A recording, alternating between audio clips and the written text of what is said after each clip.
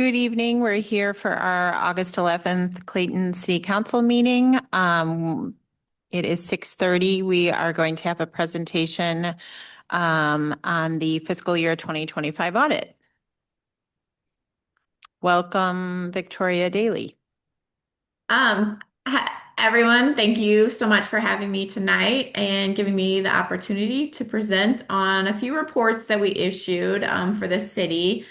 And it's for fiscal year September 30, 2025.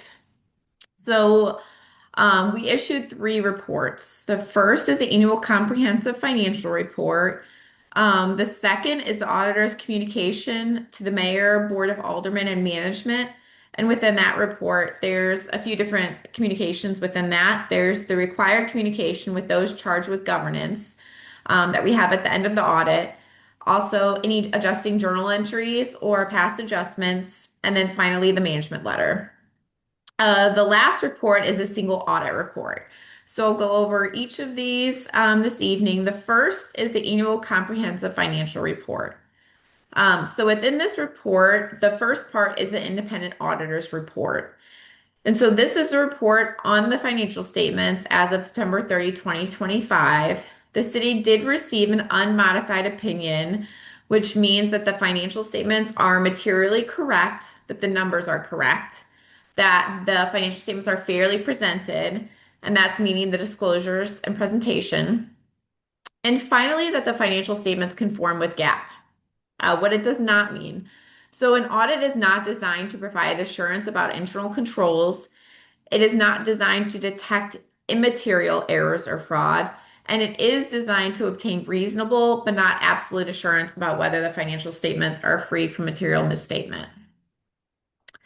So within this report, there is a new paragraph this year on emphasis of matter, which discloses that the city adopted GASB Statement Number 101, compensated absences, which decreased beginning net position and increased liabilities of the governmental activities.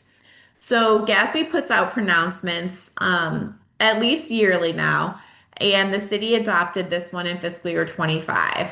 So this required municipalities and other governments to accrue time that was not accrued previously for any time that accumulates from year to year and is it doesn't have to be paid out, but it can be used in lieu of time off. So that included an additional accrual for sick time.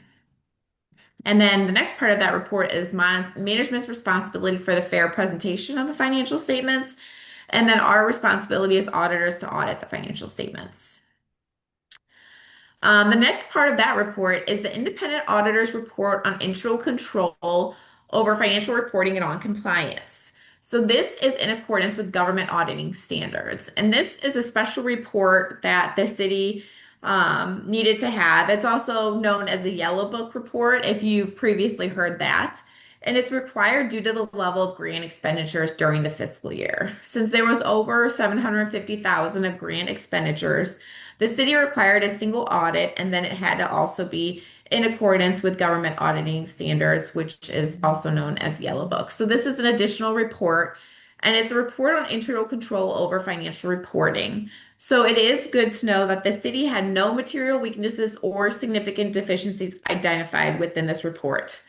We also test for the city's compliance with certain laws, regulations, contracts, and grant agreements, and there were no instances of non-compliance noted. The next section of this report is management's discussion and analysis. And this presents a good summary of the government's financial performance for fiscal year 25. It analyzes overall financial position and results of the previous year's operations to assess whether the city's finances have improved or deteriorated. And it's to be read in conjunction with the city's financial statement. So we'll go over some of the numbers first and then some of the reasons for the changes. So the first is the financial results on the government-wide basis. So this combines all the funds and it's on the full accrual basis that includes debt and capital assets. So on the governmental activities as of year end, there was 194 million in total assets and deferred outflows. There were 67.2 million in total liabilities and deferred inflows, leaving ending net position of 126.8 million. Within that net position amount, 27 million was unrestricted. So that was the amount that was left to be spent that was not restricted or invested in capital assets. And net position increased 5.8 million. Um, in capital assets, there was 93.9 million in total capital assets. Capital assets decreased slightly, 533,000. And that's mainly because there was depreciation expense of 5.6 million over the increase in the capital asset additions of 5.2 million. So some of the notable additions include the improvements at the municipal garage, the Central Business District resurfacing, Maryland Park improvements, Shaw Park Fields 1 and 2, and number 1 Oak Knoll Park roof. Within long-term debt increased 11.7 million or 51.9%, and this was due to the new bond issuance, the special obligation bonds, Series 2025, that were issued during the fiscal year, and this included a bond premium. The total amount was 14.3 million. So next we'll go over some changes from last year. So total revenues increased approximately 2 million or 4.9%. So there's a large increase in operating grants of 2.3 million or 101.1%, and that's due to the FEMA money that was received in the current year. There was also a decrease in investment income of 644,000 or 18.3%, and that was due to a decrease in interest rates and the market condition. There was an increase in total expenses of 5.2 million or 14.9%, and this was also due to FEMA, so the FEMA repairs were included in that, and an increase in total wages and related costs. Next, we'll look at the funds. So we'll go over some of the numbers in the fund financial statements. So the first is the general fund. The general fund ended the year with 24.1 million in unassigned fund balance. There was an increase in fund balance of 1.3 million, and all the major funds that we'll go over all increased in fund balance. The next is the capital improvement fund. So that increased 1.5 million in fund balance and left 8.8 million in restricted fund balance. Next is the equipment replacement fund. And that increased 874,000. And as of the end of the year, there was 4.8 million in restricted fund balance and 7.5 million in assigned fund balance. Next is a capital projects fund, and that fund increased 13.2 million and ended the year with 15.8 million in restricted fund balance. And that's where the bond issuance was recorded too. So that explains the increase in that fund. So total governmental funds had an increase of 17.2 million, and there was ending fund balance of 69.4 million within all the funds. Next, we'll go over the fiduciary fund financial statements. So in these financial statements includes any pension trust funds and the custodial funds. So the city's pension trust funds are the non-uniformed and the uniform plans. As of the end of the year, there was 92 million in restricted net position, and net position increased 5.5 million. There was 7.7 million in net investment income. And net investment income, while it is positive, it did decrease 5.6 million or 41% from last year, just due to the economy, the decreased interest rates, and the market conditions.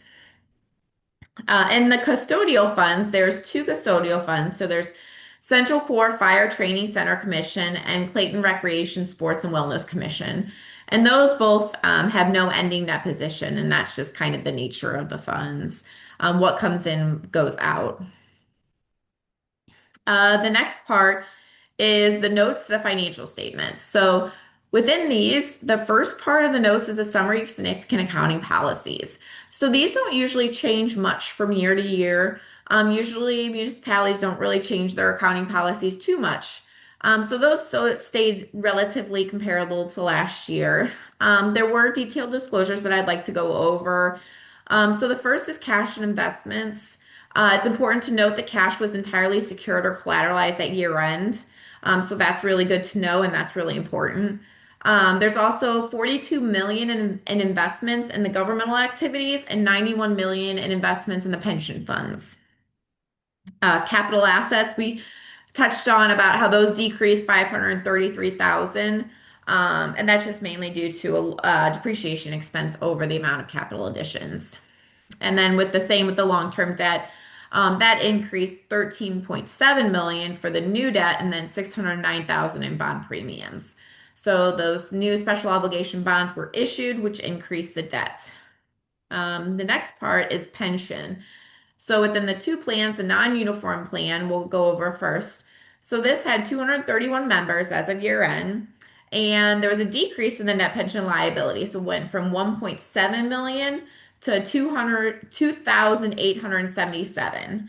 And that's mainly due to net investment income of 2.4 million over the interest and service costs. There were also no benefit plan changes or changes in assumptions in either plan. The next one is the uniform plan. So the uniform plan ended the year with 191 members, and there was an increase in the net pension asset. So there's an increase in the asset in this plan, which is good. So it went from 3.2 million asset to 3.4 million asset. So there was a net investment income of 5.3 million over interest and service costs. The next part we'll go over is OPEB. So the city's OPEB plan provides healthcare benefits to city retirees until they reach Medicare eligibility age. As of the end of the year, there was 187 members, and the total OPEB liability increased from 1.3 million to 1.6 million, which is also on trend with other governments as well. There was an update to initial per capita costs and healthcare cost trends, which increased the liability. The next disclosure we'll go over is the joint venture. And within that disclosure, it notes that the city contributed 150,000 to CRSWC for its annual operating subsidy, 100,000 for its capital subsidy, an ERF subsidy of 50,000, and 51,000 for its share of the commission's deficit. The next note is on the tax abatements. So there was 268,000 of city property taxes abated in 2025, which is relatively comparable to last year as well. There was a restatement, so that's required to be disclosed as well. And that just notes that the city implemented GASB Statement 101 on compensated absences. And the city now recognizes an estimated amount of sick leave that's earned as of year end that will be used in lieu of time off in future years. So that's required to be included as part of the liability for compensated absences, whereas in the previous standards, it was only required if it was paid out. So this decreased beginning net position and increased liabilities 437,000. And then we also disclosed that on March 10th, 2026, the city authorized the issuance of the taxable industrial revenue bonds in the amount of 60 million. The next section of the report includes required supplementary information, which includes budget to actual schedules. And the most important part of these schedules to go over is that expenditures were under budget. So the city is not allowed to expend more than appropriated. So it's good to note that the expenditures were under budget. There's also 10-year trend information on pension and OPEB. And then the next part shows the budget to actual schedules on the non-major funds, and also the debt service and capital projects. And those funds were also, the expenditures were under budget. And the last part of the report is a statistical section, which has a lot of 10-year trend information on net position, on revenue, on debt, on operating indicators, capital assets. So there's just a lot of information back there. If you would like to see how the city was doing years ago compared to now. Any questions before I go on to the next report? Does anybody have any questions at this point? I guess this would be the time to ask a bunch of questions. I mean, I think on what she's already presented. I think if there's stuff, yeah. And some of it,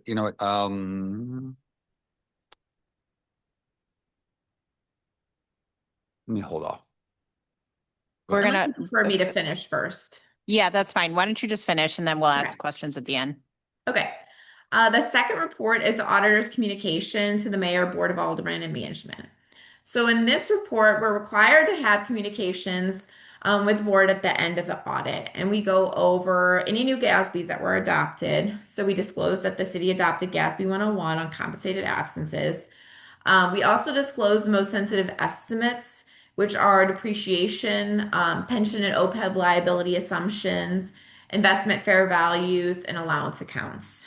We would also disclose if there were any difficulties in performing the audit or any disagreements with management. I'm happy to say that there were none. We also disclosed any corrected and uncorrected misstatements. And so there were two corrected misstatements, so two journal entries. And then there was also an uncorrected misstatement similar to last year, which was immaterial in the aggregate to the financial statements and therefore wasn't made. And then finally, within that report is a management letter. And I'm happy to say that there were no comments in the current year, and the prior year comment related to the recording of the custodial funds was not repeated. The last report is a single audit report. So this is required when the city expends more than a certain amount in federal funds. And the major program in 2025 was FEMA. So within that major program, 94% of the city's federal funds were tested.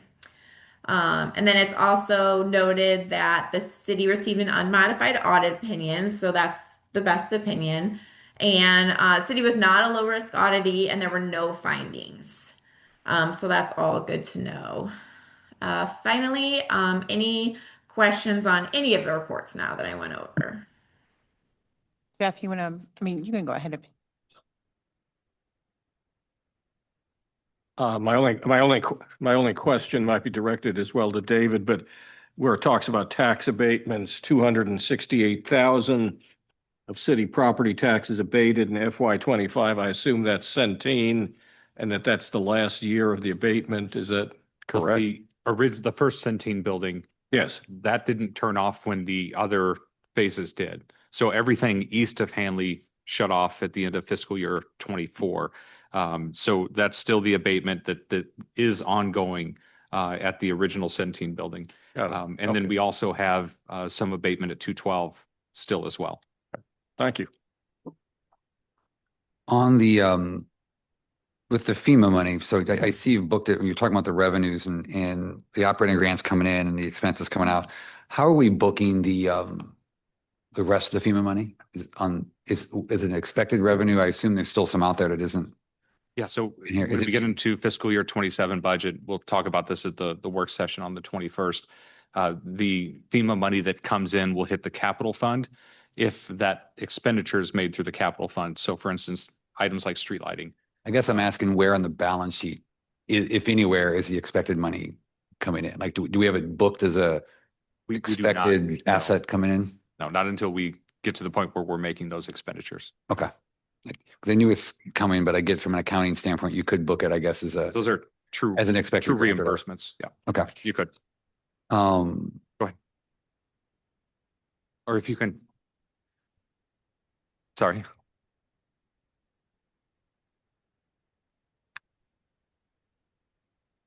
Fiscal 25, we did book a receivable for the debris removal and emergency operations because we knew the amount and we knew it was coming and it was obligated.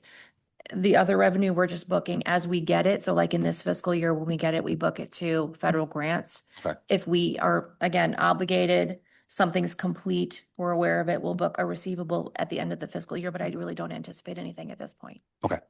one other question on it says corrected misstatements, the two AGEs. What were Mhm. those? What were the misstatements? It didn't sound like they were material, but what were they? No, Yeah, they weren't material. So the first one was to record 1 month of ambulance accounts receivable for Washington University. So that was 38,000. And then the other one is to adjust net position for CRSWC for the deficit. And so that is really in the custodial fund. Okay, thanks. Mhm. I just had a quick question, just because this is kind of new to me. The OPEB, Mhm. 187 members. So is that all people that have retired and we are now paying till they reach eligibility age of Medicare? Yes. So those are all the members on the plan for the other post-employment benefit plan. So that's what OPEB stands for. And that's all the people that have elected that coverage that have retired. Okay. And does that include fire and police? I believe so. Karen, correct me if I'm wrong, but I think so. It does. Uniformed and it's not, and non-uniformed employees. That's Okay. correct. Oh, okay. Thank you. Anyone else have any questions about the audit? No. Seeing no other questions, Victoria, thank you for the presentation. We appreciate it. It was very clear and it was easy to read in the packet. So thanks so much. Great. Yep. Thank you so much for your time. And I hope you all have a great evening. You too. Thank you. Bye. Um,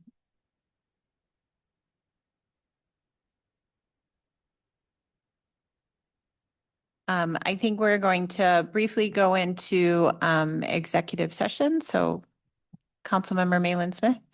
I move that the council hold a closed meeting with a closed vote and record as authorized by section 610.021, 2, and 3, revised statutes of Missouri relating to legal issues, real estate, and/or personnel, negotiation of a contract pursuant to section 610.021, 12 RSMO, and/or proprietary information pursuant to section 610.021, 15, and/or information related to public safety and security measures pursuant to section 610.021, 18 and 19 RSMO. Guys, second. Second. Councilmember Buse, Aye. Councilmember Patel, Aye. Councilmember Fader, Aye. Councilmember York, Aye. Councilmember Waldman, Aye. Councilmember Malin Smith, Aye. Mayor McAndrew. Thank you. So we will pause the recording and we should be back shortly. Thank you. Good evening. We're here for our 7 o'clock Clayton City Council August 11th meeting. If the city clerk could call the roll. Councilmember Buse, Here. Councilmember Patel, Here. Councilmember Fader, Here. Councilmember York, Here. Councilmember Waldman, Here. Councilmember Malin Smith, Here. Mayor McAndrew, Here. City Manager Gibson, Here. City Attorney O'Keefe. Here. Thank you. The first item on our agenda is the open forum part of our meeting. So if anybody wanted to talk to us about something that's not on the agenda, you're welcome to do so. There's nobody in chambers that's not staff. I'm not sure if there's anyone online. If there's somebody online that wishes to speak, you can raise your hand.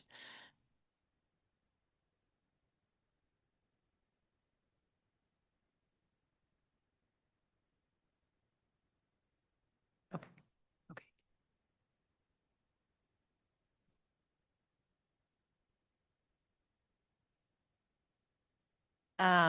I was just stating the first portion of our meeting is our open forum where if you have something to talk to us about within the city, this would be a item that's not on the agenda. You're welcome to talk to us now. There is a 3-minute limit. And then if you speak to us, there's a form out there that you can fill out. If there's something on the agenda that you wish to speak about, just wait until that agenda item comes before us. I don't see anybody approaching us. So we will go ahead and start the first item on our agenda. It is a public hearing, a conditional use permit for 42 North Central for Tre Quarry Gelateria. Yes, this is a public hearing to consider an application for a conditional use permit submitted by Tre Quarry to allow for the operation of a gelato restaurant. The subject property is located at the southeast corner of the intersection between Maryland Avenue and North Central Avenue, has a zoning designation of Plan Unit Development or PUD, and the site is developed with a 6-story mixed-use building. The restaurant measures 1,565 square feet and is proposed to have 45 seats. There will be parking in the via street parking and nearby garages. Proposed hours of operation are 10 a.m. to 9:30 p.m. Sunday through Thursday and 10 a.m. to 10 p.m. on Friday and Saturday. Plan Commission considered this request at its meeting on July 20th, 2026, and they voted unanimously to recommend approval as requested. Staff recommends approval of the conditional use permit for the operation of Trey Quarry located at 42 North Central Avenue per the conditions outlined in the resolution. Thank you. The public hearing is open, just in case I wasn't clear before, but I'll open the discussion. Are there any questions or comments from the city council? Yeah, and I think that we're very excited to have this You are, come. Yeah, you wanna you are come up? welcome to come up Yeah, here. yeah. If you want to just state your name for the record and just make sure the button at the bottom is on if it's green. So just make sure it's green. Hi, good evening. My name is Tasia. I am the chef and owner together with my husband, Rafael. We have one location in Ellisville. We've been in business for about 5 years now, and we're very, very happy to be to the possibility of opening a Três Cores Gelateria here in Clayton. I think we have a lot to contribute, and our gelatos are all natural. We make it in small batches. We use fresh ingredients, and that's what we want to bring to Clayton as well. Yep. Good evening. Some of you already met in a previous meeting, so nice to be back. Rafael Rezende, Tasia's husband, part of Três Cores team. Very happy with the opportunity to extend our store operations to the city of Clayton. I mentioned as well, because of that, we also moved to Richmond Heights, which is very close by, so we can oversee the construction plus also be in the day-to-day of the business as well. And we're here to any questions or any other subjects we can address related to this. Thank you. Well, I'll just say, and other people might have questions or comments, but we are so excited to have you. So I mean, I can't tell you how many people are, just excited to have gelato or just some sort of like easy dessert, and I will say my daughter loves acai bowls. And so, yes, I think everybody is just very, very excited. So we welcome you with open arms and are certainly very excited. I'll go around if anybody's any questions or comments. Good to see you again. And as you know, I join in welcoming you to the community. Very excited to have you here. And something that we discussed before as well, I hope that you take advantage. The city supports the Green Dining Alliance, and looking at, it seems to fit with your small batch, natural ingredients, and everything else with that. The other part that the city is supporting as well is a Skip the Stuff campaign, which hopefully, especially with your product versus giving packages of napkins and things, it reduces consumption by just people taking a spoon if they need it and things like that, and you can get a sticker and participate again in the green efforts of the city. Yeah, no, most definitely. I did mention to Tasia after the meeting as well. We're excited about the opportunity to maybe offer and expand that from a green perspective too. Yeah, no, thank you. Yeah. Okay, great. Thank you. Welcome. Thanks. When my kids were little, which was a very long time ago, there was a place called Oliver's, which was an ice cream place, I think very close to your current location. Anyway, we've missed it for a long time. My kids are now not kids anymore. Anyway, we're very, very excited to have you in the community. Thank you. Thank you. We are excited to maybe pass through another generation, maybe your grandchildren create memories. That's what we wanted. Like a very welcome space that families, friends can get together. We don't want to just grab and go, we want to create a very nice environment to Clayton, and the family can create memories there. That's very special to us. Just two questions. One, on here, it talks about the proposed hours of operations, which are perfectly fine with me. What I'm curious is the plan to really be open from like 10 to 9:30, or is that just the window that you want to get approval for and function somewhere in between there? Great question. The decision for the hours was for one or two reasons, actually. One is to be close to the hours of operation from Sushi Eye, which is the very close restaurant across almost the wall, side by side. And the other one, when we were working with the landlord as well, he did wanted us to have something not only in the afternoon, because in the Ellisville store, we open around 12:30 or 1 p.m., depending on the day. and we close at 9 o'clock, but he wanted something a little earlier, like from a lunchtime perspective, in case someone wants to grab something just before lunch, like a coffee or some other savories. Yes, for breakfast, and also we serve acai bowls. Some people like it to have it in the morning. In Brazil, it's very common to have during the day, even at night, as a dessert, like a healthy dessert. But the landlord also, since they have the apartment buildings on top, he wanted to have probably coffee. We will have some espresso coffee and cappuccino. So he wanted to offer a more authentic Italian breakfast too. So we are thinking about having some little bites as well. And that will complement the area as well, thinking about the buildings around that. And you'd answer my other question, which was besides gelato, what was on the menu? But you've already covered that piece. So thank you. Good luck. Thank you. Yeah, very excited to have you guys here. I'm so happy to hear all the things that you're saying about building the community there and wanting people to stay there. And that's really something that we're striving for here in Clayton, but especially, in downtown at your location. I just had one quick question is, and I don't even know if there's room for it, but any outdoor seating planned for the future or? Yeah, so good question.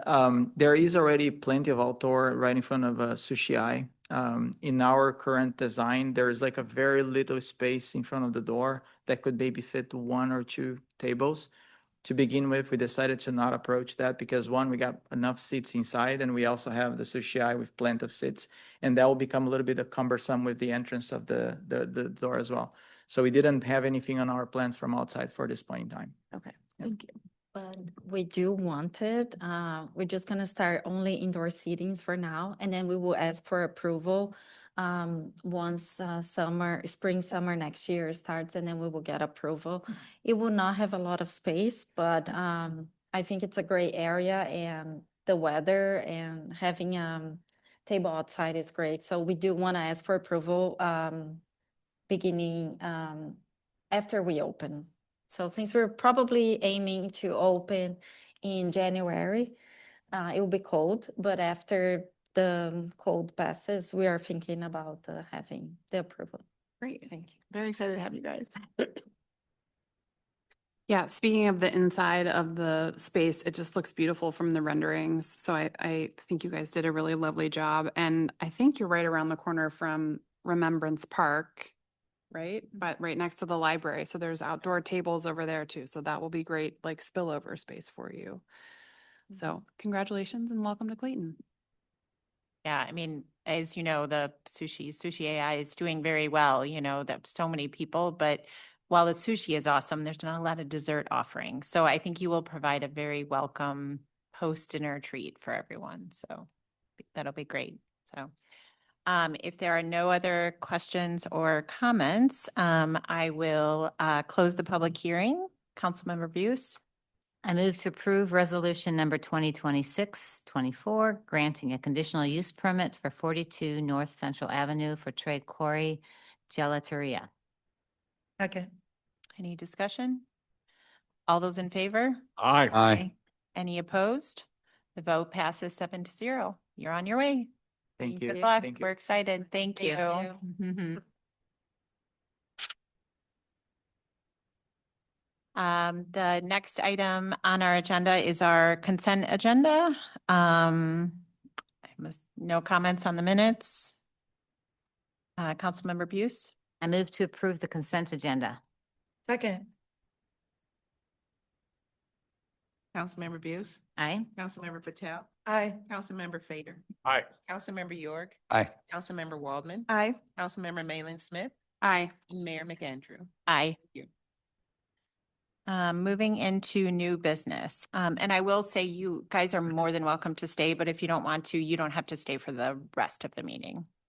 Just wanted to make sure you were aware of that. So the first item on our new business is our financial report. Yes, so our finance director, Karen Dilber, will come up and give the financial report and talk about the budget amendment. I would just state 2 things. One, we're back on track as far as timing. So you're getting the third quarter budget amendment at the time you normally would. We had that lag earlier in the year with staffing shortages, and Karen's department's done a great job of getting everything back on schedule. So audit's complete. You're looking at the third quarter budget amendment at the appropriate time. And we'll get into budget discussions for fiscal year 27 in the next couple of weeks. The one thing I would point out, and it's in the budget amendment that we'll get to in just a minute, is there is a purchase of flock safety cameras. It's listed that way on here. I want to be very clear that that purchase, that was what the council had authorized, I think 3 or 4 months ago. That's where we get the Blue Shield grant from the state of Missouri.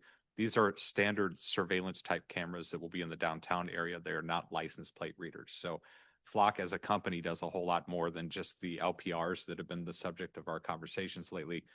These are the standard surveillance cameras that were approved again 3 or 4 months ago, and now they're showing up in the budget amendment. So we can talk more about that if you'd like to when we get to that particular item. But I wanted to let you know that's what that item is. It just happens to be the same company that's in these other conversations. So with that, I'll turn it over to Karen. Good evening. So I'm going to kind of go out of order. I know the financial report is listed first on the agenda, but the budget amendment is shorter. So I thought I would just cover that. It's not terrible. The net change is an increase to fund balance of 120,900. David already talked about the flat cameras. We had a decrease in, we have an overall increase in general fund revenue. There's a decrease due to the closure of the center pools. And then the dog park passes were prorated, so you're seeing a decrease in revenue there. There's an overall decrease in expenditures. We are increasing the amount of the bailiff overtime. The amount that was originally budgeted was not enough to cover the overtime that was there. The big item is the removal of the tornado tree pruning expenses. They've been budgeted elsewhere. We're moving some expenses to the capital improvement fund, which you'll see when we talk about the fiscal 27 budget a week from Friday. And then the parks water utility, there's a correction there of 115,000. The Energage employee survey we addressed in the second quarter budget amendment, but it was actually appropriately budgeted in the IT department, and that's where it was expensed. So I'm removing, this is a reversal of one of the things we had in the second quarter. And then you'll notice over here on the second page in the capital improvement fund, those are those two other corrections that we talked about in the second quarter budget amendment for the 10 South Brentwood signage and the council chamber security. So those are the highlights. Any questions about that? Do you want us to, does anybody have any questions about the budget amendment, or do you want Karen to maybe go into, I mean, Jeff, I just The have little one, one. but You go. Very, very minor, bailiff overtime. That's what mine was. gonna Yeah. be. How much time, what? It's just explain that? court evenings. For whatever reason, when the fiscal 26 budget was done, it wasn't calculated appropriately. And so we have to increase the amount of, what was it, $11,000 Okay. to cover the expense. Okay. Yeah, so that answer your I think what I'm curious about is whether is it that we actually did something wrong, or we're just running more court hours than we expected? No. Which Same either number. thing is okay. It's just- Same number. Okay. No, it was an error in the projection. Okay.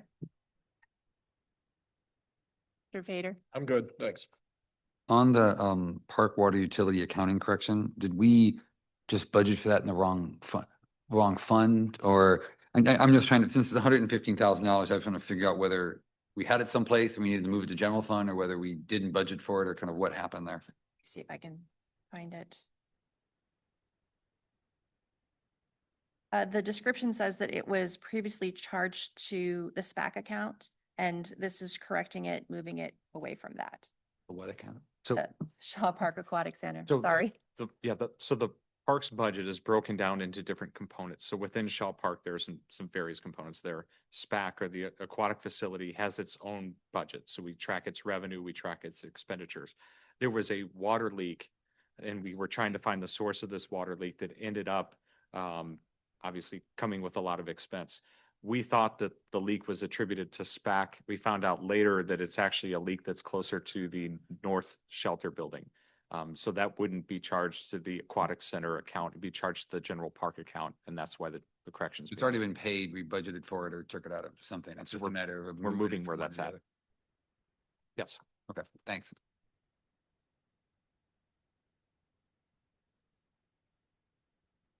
Questions? Why don't we, then before you move into the financial report, why don't we go ahead and we'll take care of the budget amendment?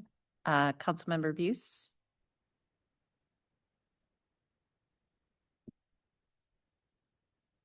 I introduced Bill number 7168, approving the fiscal year 2026 third quarter budget amendment to be read for the first time by title only. Second. Any discussion? Mr. City Attorney. Bill number 7168, first reading, an ordinance amending the fiscal year 2026 budget and appropriating funds pursuant thereto. All those in favor? Aye. Any opposed? I move that the council give unanimous consent to consideration for adoption of Bill number 7168 on the day of its introduction. Second. All those in favor? Aye. Any opposed? The vote passes 7-0. Let the minutes reflect that the council has given unanimous consent. I introduced Bill number 7168, approving the fiscal year 2026 third quarter budget amendment to be read for the second time by title only. Second. Any discussion? Mr. City Attorney. Bill number 7168, second reading and consideration for adoption, an ordinance amending the fiscal year 2026 budget and appropriating funds pursuant thereto. Councilmember Buse. Aye. Councilmember Patel. Aye. Councilmember Fader. Aye. Councilmember York. Aye. Councilmember Waldman. Aye. Councilmember Malin Smith. Aye. Mayor McAndrew. Aye. Thank you. I would also like to point out that the fourth quarter budget amendment, you'll see it usually around January because we have a lot of adjusting entries that we do at the end of the fiscal year. So you won't see it like immediately after the end of the fiscal year because we want to make sure that it accurately reflects the activity with the adjusting entries. So we're not running behind. Okay, so moving on to the third quarter financial report, there's really nothing super exciting in this report except that we are running on trend. So by the end of the third quarter, you want to see your revenues and expenses to be about 75%, because if you think about it, that's 3/4 in. And overall, we're doing that. The revenues overall were at 76.9% of total budget. The expenditures were a little low at 57.6%, and that really is a reflection of the equipment replacement fund. And I'm going to assume that's due to timing issues. I don't have any major encumbrances outstanding, but it's equipment replacement. So Yeah, and my understanding is our ladder truck's been delayed again. So that's the big one that's really hanging out there. And I think that's pushed back to October, I believe, Chief. The tiller truck. Yeah, so we're going to wait a little bit longer.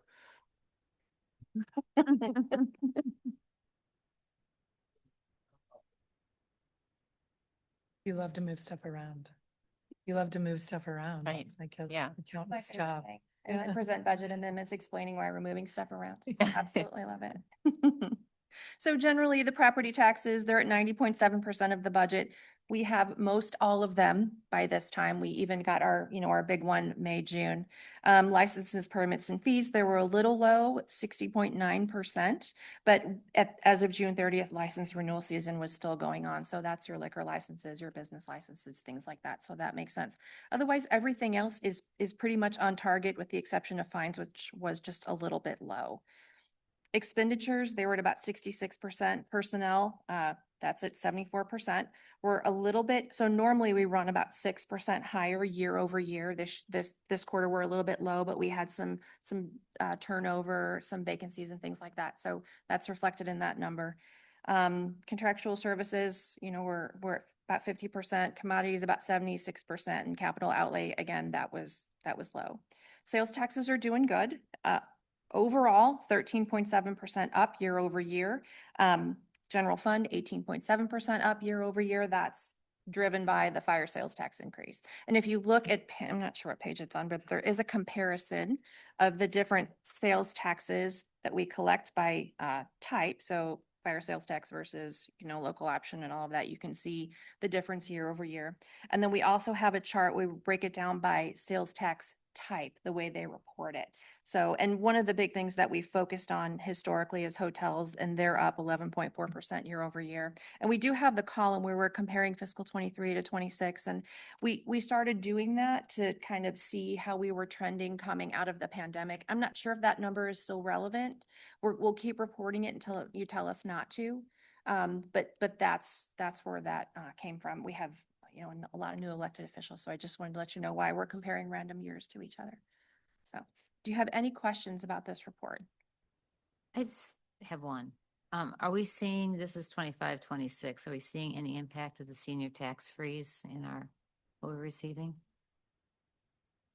But, you know, we have had new, you know, businesses, new properties come online. And so, you know, they may kind of cross each other out. Really, the biggest issue that we're seeing is delinquent taxes, you know, where they dispute that we don't know what that number is. And so sometimes that number is really big. And I think we were at like, I can probably look at this report and find it, like 200 some odd thousand. And so we never know what that's going to be. That's consistent every year. We run into that, don't we? Some years were positive. Yeah. Some years were negative. I a mean, little, consistent some in years that were it's a negative a lot. unknown. So, Yeah, right. yes, we consistently It's don't going to know. be hard to determine the impact of the senior property tax freeze until we have a couple years where we can kind of see what the trend is or see what that impact is. So Yeah. hopefully December 31st, you know, when we get to collection season and we start to get those receipts from the county first part of the next calendar year, which is going to be fiscal 27, of course, we'll really start to be able to develop where we're headed with it. So, Thanks. but ultimately it's going to stagnate the property tax increase you would otherwise see without new big projects coming online. So can you just remind us, or at least me, how that works? So a homeowner who qualifies, and it's not means tested, right? It's age, it's strictly age. And so what, is it frozen at a particular year's rate? That's Or correct. like, is it a past year or is it like the year they apply? Yeah, it's the year it's approved, I believe, not just the year of eligibility, but most people will apply their year of eligibility.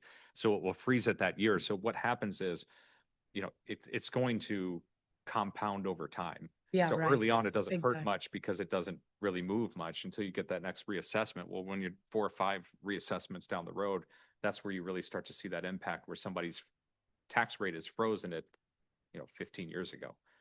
So it's going to be a while before we really start to see the impact here. I would think in the meantime, we may be able to parse some kind of trend out of it. It may stagnate things a little bit, but really it's the long-term impact when somebody that's had the freeze for 15 years is still paying at that old rate. Is it right to assume that when a property changes ownership, it is reassessed and reset, That's correct. regardless of the age, That's correct. the new owner? Yes. They don't like inherit a frozen. No, well, and I think that's why they have to reapply every year. I don't Okay. think it's something that once you do it, it sticks. Okay. I We'll think have to there's, refreeze the new property. Yeah, okay. But it'd be able to be assessed at like current. That's value, correct. The first year. The first year. And then it would freeze in place and then hold there in the future. And at this point, we're not aware of any way that, I guess, I don't know if it would be the county or the state is going to make available to us like information on what properties have been subject to this? We can get that information. Now, it will be a snapshot because as you said, properties change hands and other things. So there's going to be some churn within that number, but yeah, that information can be made available. Like it'd be information about which properties are frozen. That's correct. And you would know. Wouldn't have to like look up each property. You would know what the rate was frozen at as well. But there's, like I said, going to be a whole lot of churn here with this. So it's going to be a very difficult thing to predict. And what's the age of eligibility? Is it 65? Do you know? It's okay if you don't know. thought it was 65, but I don't know. Yeah, okay. Mhm. Thank you.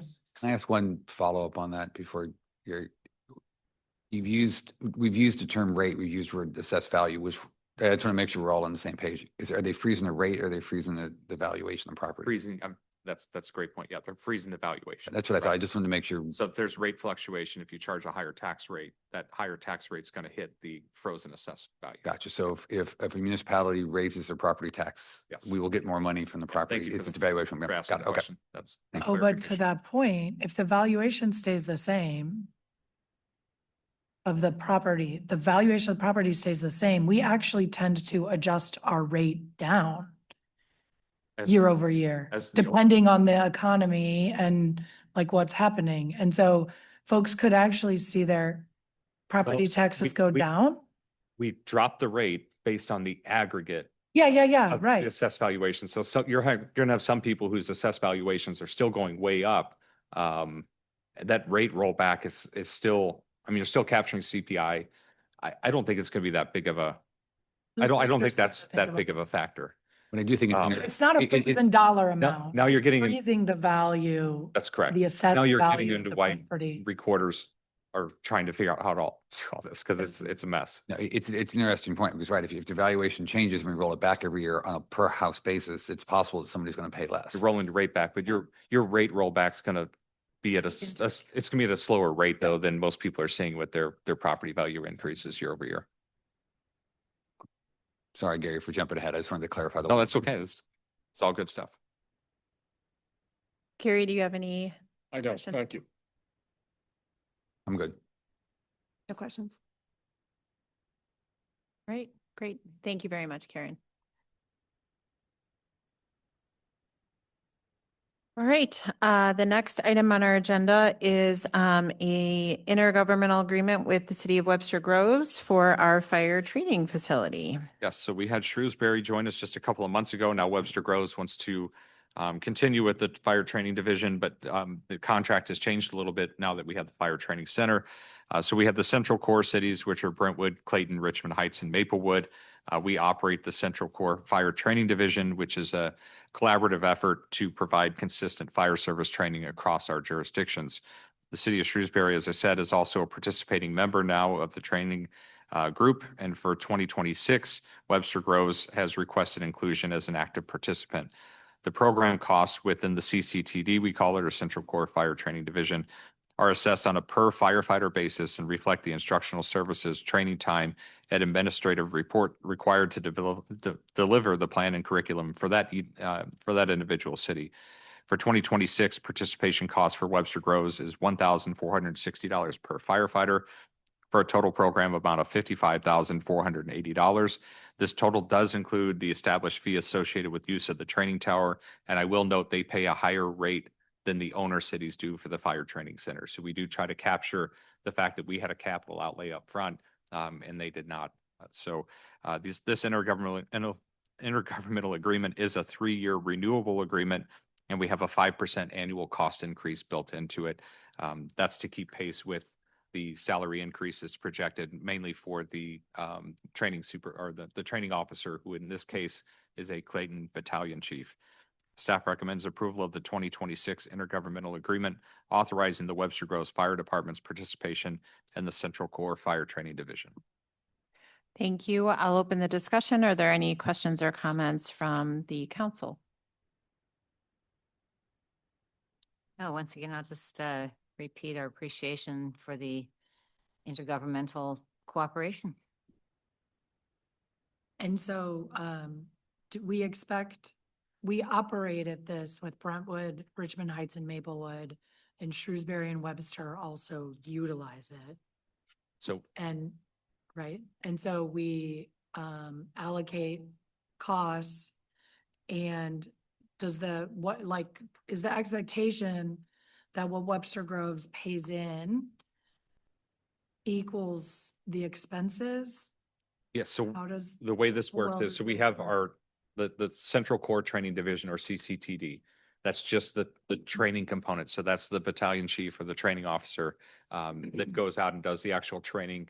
It's all the materials that are used for the curriculum in that training. And they essentially have a cost associated with all of those various education components.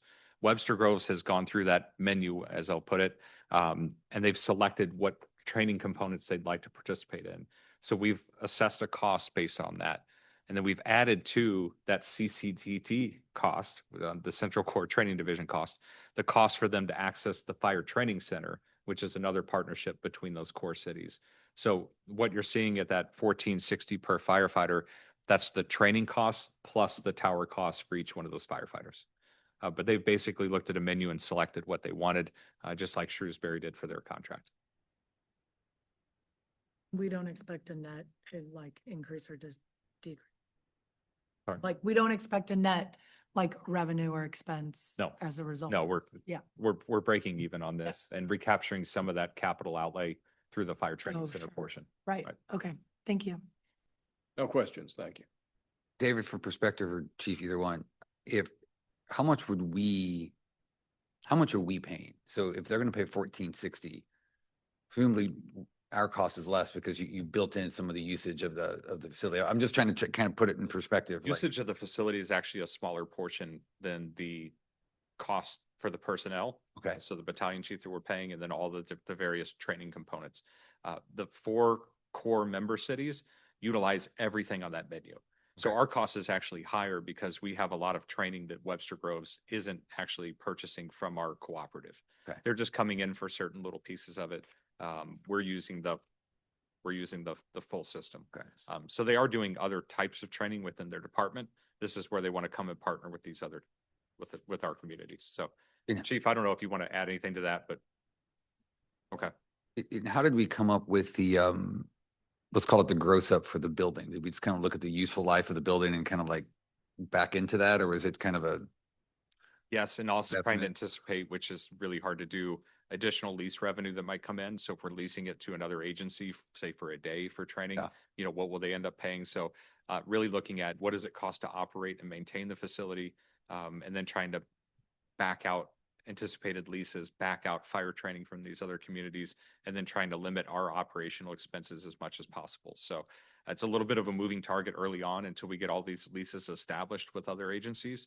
But right now, that's the math that the chiefs have been trying to do on this. But they have taken a lot of care to try to put this together in a way that we're recovering those costs through the fire training center. Okay. So it's not just through the Webster contract or the Shrewsbury contract, but also those leases and other, That'll revenue make sense. opportunities. I'm just thinking through Yep. since all of us, those people put the capital in to build it. I'm trying to get a sense of just how we don't want to hit these new leases with the whole cost of it. They're only going to be there potentially 3 years. So I want to make sure we're figuring out kind of how they're covering the capital cost piece for the 3 years they're in it or whatever. Our cost overall to train is higher than these other agencies because we're doing more training. Our cost to use the fire training center is less than what Webster's paying because of that capital outlay. Yeah, cool. Thanks. Yeah, I mean, I think this is great for everyone just working together with this. Are you anticipating any other people joining, or are we kind of capped out on that, Part or? of the chief, I don't know of any outside of these 2 at the moment. I know we have other agencies that want to use the fire training center, but that's a separate thing than the Right. training division. Good evening. We are always looking to expand, and we're always open to find more partners to train with to improve our interoperability, which means better service to the whole community. So we're always willing and ready to listen and see who's interested. And so have you seen like other ones, through the menu, just pick the training tower and using just that? So some of the programs, require the use of the training tower. So, I mean, they can go through a menu if they want, but usually like, let's say rapid intervention team training is part of the scenarios that we have to use the training tower to light the live fires, create the high heat in the smoky environments, to locate trapped people. So it's part of that. Okay, thank you. It's kind of hard to break out. Yeah, okay. Chief, and just because I was curious, and you would think you would anticipate more people, because one of the reasons we really wanted to do this is because you guys had to travel so far to use the training facility that was out, where's it? It's like, It's in West County. yeah, and then, Yeah. so it's, far to travel there, plus Yes. it was really, really busy. So you would think more of our municipalities who are closer by would take advantage, maybe once lease terms are done at other Right. places or so. Yeah, we're hopeful, Yeah. at the end of the day, it ultimately rests on the individual fire departments. And, there's other training facilities too. There's Fenton has a big training facility, West County, Monarch does. And so there's other departments that also have that ability to do that. We had to go to West County, which was really a burden us for the travel, as you stated. So maybe the closer municipalities or fire districts will join us, but we've only been in operation for less than a year or so. So it's still an unfolding For sure. project. Yeah. Chief, one other question, sorry. Not that we need to be, but are we competitive with what those other ones are charging? Or is it Yes. too hard to, okay, Yes. thank you. That was just sort of to piggyback on what the mayor was asking too. How are you tracking capacity and available you know, I mean, if we're not maxed out, how much more capacity do we have at the, I guess, in the programming and at the facility? Does that make So sense? we develop an annual training plan every year. That is, the planning starts probably 3 months before the first of the year. And so we actually schedule the time in there for the actual evolutions that would be at the training facility. And based on our training plan, then that opens up what other opportunity time is in the calendar to allow other people or organizations to utilize that. Okay. And then assuming we don't anticipate, I think the last time we did this, maybe the other municipalities had already had their council meetings and there were signatures on this. We don't anticipate any. We don't No, anticipate, no. we don't anticipate any issues Yeah. with it. No, it's already been approved at several other munis. I can't remember The- which Right. ones, but. The other frustrating thing that we're trying to balance here is just the fact that our overhead in this building, it's new, right? And so our cost of construction was a lot higher on this facility than what some of these legacy buildings, they may not have overhead costs at this point. So trying to price ourselves with them is a little bit difficult, just because we have a lot higher overhead in our building as it stands right now. So we're trying to factor that in as well and try to recover some of that cost, but we also recognize it's pretty cheap to go downtown and use the city's facility. Now, it's not nearly as nice. It's not new. It was bought and paid for years and years and years ago, and there's very little overhead over there. So it's how do you balance all that, not price yourself out of that opportunity to gain some of that revenue back. So we're going to keep working on that, but For sure. as Chief said, it's still pretty fresh. So we'll get it figured out. Thank you. Thank you. Councilmember Buse. Introduce Bill number 7169, approving an intergovernmental agreement for the Central Core Fire Training Division, authorizing the Webster Groves Fire Department's participation, to be read for the first time by title only. Second. Any discussion? Mr. City Attorney. Bill number 7169, first reading, and ordinance authorizing the mayor to execute an intergovernmental agreement on behalf of the city of Clayton, Missouri, with the cities of Brentwood, Richmond Heights, Maplewood, and Webster Groves for a battalion chief training officer to provide coordinated fire training services. All those in favor? Aye. Any opposed? Councilmember Buse. I move that the council give unanimous consent to consideration for adoption of Bill number 7169 on the day of its introduction. Second. All those in favor? Aye. Any opposed? The vote passes 7-0. Let the minutes reflect that the council has given unanimous consent. I introduce Bill number 7169, approving an intergovernmental agreement for the Central Core Fire Training Division, authorizing the Webster Groves Fire Department's participation, to be read for the second time by title only. Second. Any discussion? Mr. City Attorney. Bill number 7169, the second reading and consideration for adoption, an ordinance authorizing the mayor to execute an intergovernmental agreement on behalf of the city of Clayton, Missouri, with the cities of Brentwood, Richmond Heights, Maplewood, and Webster Groves for a battalion chief training officer to provide coordinated fire training services. Councilmember Buse. Aye. Councilmember Patel. Aye. Councilmember Fader. Aye. Councilmember York. Aye. Councilmember Waldman. Aye. Councilmember Malin Smith. Aye. Mayor McAndrew. Aye. Thank you.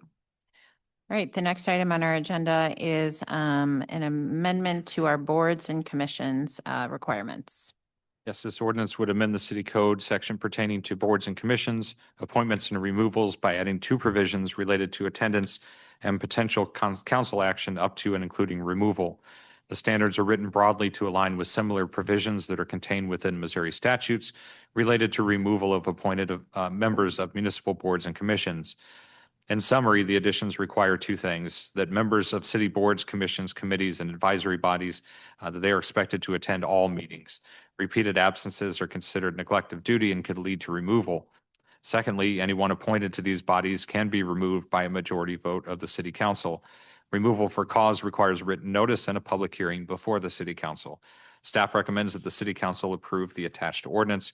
There is before you tonight a slight amendment to the ordinance. So the word discipline has been removed and replaced with action on page 2 of the handout. And so that's a concern that came up earlier today and has been reflected in the change here. Great, thank you. I'll open the discussion. Are there any questions or comments from the council? I hope this addresses, we rarely have problems, so when people don't come, it's nice for chairs to have this in hand, and I very much like the slight amendment that was made. Thank you. I have a question, because I think the way I read like the actual change to the ordinance, I believe has the potential to actually make it unclear who initiates a removal. Like the prior thing was like the mayor appoints and the council votes and needs to be a majority. Now it just says that like there needs to be written notice of grounds for removal, but who's going to be initiating that and providing that? And do you know what I mean? Like, is that a concern or is it not? I mean, I don't know. Yeah, it's just like any other legislative action of the city council. Any member of the city council can propose a subject, and if it finds the favor of a majority of the council, action will be taken. So it's just like any other matter that comes before you. Okay. And so like in practice, it would likely happen by a chair letting one of us know, or a liaison who sits on the council letting us know and informing the mayor and the city manager so it can come onto an agenda. Yeah. I don't have any plans to do this. Yeah. In I'm practice, saying, yes. I want to make sure it's clear, like what we're, Practice, I would imagine there's a lot of conversation before we actually get to this. can you talk to the person and find out if they actually want to step down before, if they're not able to make it? Correct. Yeah. Okay. Thank you. I'm definitely supportive of the ordinance. One of the reasons I thought we needed something like this is because I think it's been unclear since I've been on commissions or boards that if a particular member is not showing up on a regular basis, what happens then? And I think to some extent, our chairs need to be encouraged to reach out to the person who is not showing up. And as I think we've all done in other organizations, you call the person up and you say, hey, I noticed you haven't been here lately. I'm sure you're very busy. If you're too busy to do this, feel free to step off. If not, we'd really like to see you come more often. That should be the first step. But I think sometimes our chairs have sort of thought, well, I don't know if that's up to me to do that. So I hope we will encourage that. And this is really the next step, I would think. It's really sort of someone says, okay, I'll show up more often, and they still don't show up. At some point, you may need to do a follow-up, in which case this would then be elevated to the mayor and the council, but I hope this wouldn't happen very often. And I did suggest the word change just because I thought it was a little harsh or draconian for people who are volunteers to be disciplined. It seemed a little harsh to me. So I understand there was a legal basis for that, but I think this still gives us enough flexibility. So I think it works well. So, I mean, my only question is, it was sort of stepping on what rewind, picking up on what Becky was saying is I won't die on this hill, but I'm curious for other people. Like there's a part of me that says, who would it be better if we entrusted the chairs of the committee to be the one whose formal duty it is to bring it to the mayor or bring it to somebody? I feel like it's a little open-ended as to, or wishy-washy or whatever phrase you want to use, of how it gets from people not showing up to in front of us. I get in practice, that's probably how it would work now, but I'm just thinking ahead, like we're not all going to be here. And I'm just wondering what others think about the idea of putting it in there that the chair has the responsibility or the right, depending on how you want to look at it, to bring somebody's attention to the council to be considered, as opposed to leaving it. Like right now, it's kind of just vague. One of us would hear about it and then we would decide to put it on the agenda. But I think that's asking a lot of a chair. Some would be very comfortable with that. My take is it's a council responsibility, and certainly happy to hear what other people think. Well, and of the same I thing. think it might be a chair communicating, a chair communicating to me or communicating to the council person who's the liaison on whatever committee it is. I think it could happen in different ways. It may be the chair, like as Susan mentioned, it might be a strong chair who says, hey, we are struggling to get a quorum, or I really want somebody who's actually going to engage and participate.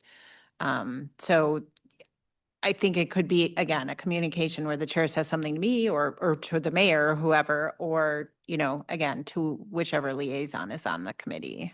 Right, and I agree with that. I think it often will come, and just like both, I agree with both what you're both saying. It will come from the chair most likely to the liaison in most circumstances, but the actual action initiating it, I would think would fall on council's shoulders. Yeah, because I feel like then it would be the council saying, you know, or the council member saying, I would like, you know, we can't get a quorum. We're having repeated problems with this particular person. They're unwilling to resign for whatever reason. So, I mean, because you would think at that point, then the person's going to say, you're right, I'll just resign. You know, they'll send a letter and say, I don't have time to do this.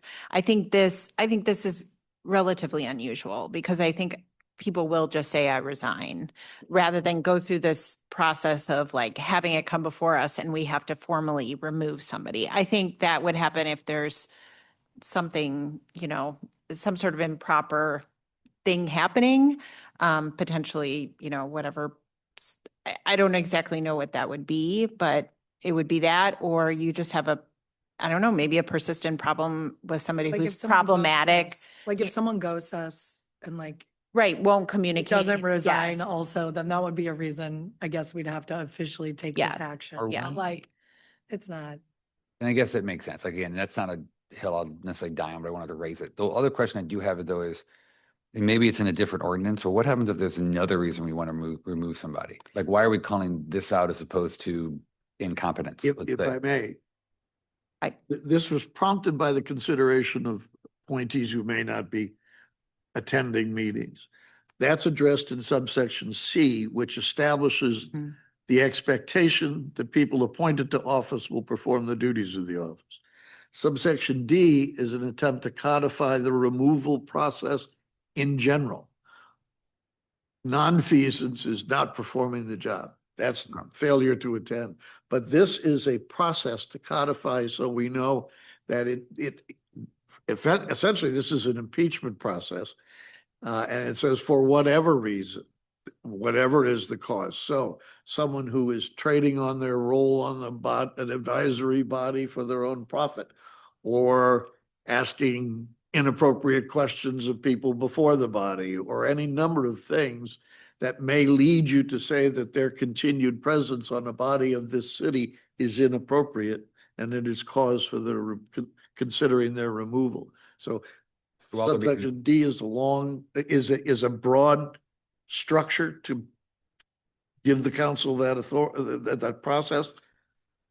Expectation to attend and participate is in subsection Okay, C. so while we brought them at the same time, they really should think about them as two separate things. Got it. Okay, thanks. It deals with more than just attendance. And as in terms of relying on a board chair or something to bring it, I would caution against the council tying its own hands by putting a cork in the bottle from the commission itself.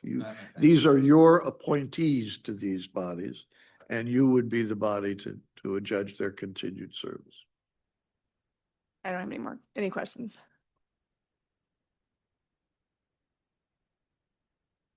There are no other questions? Councilmember Buse.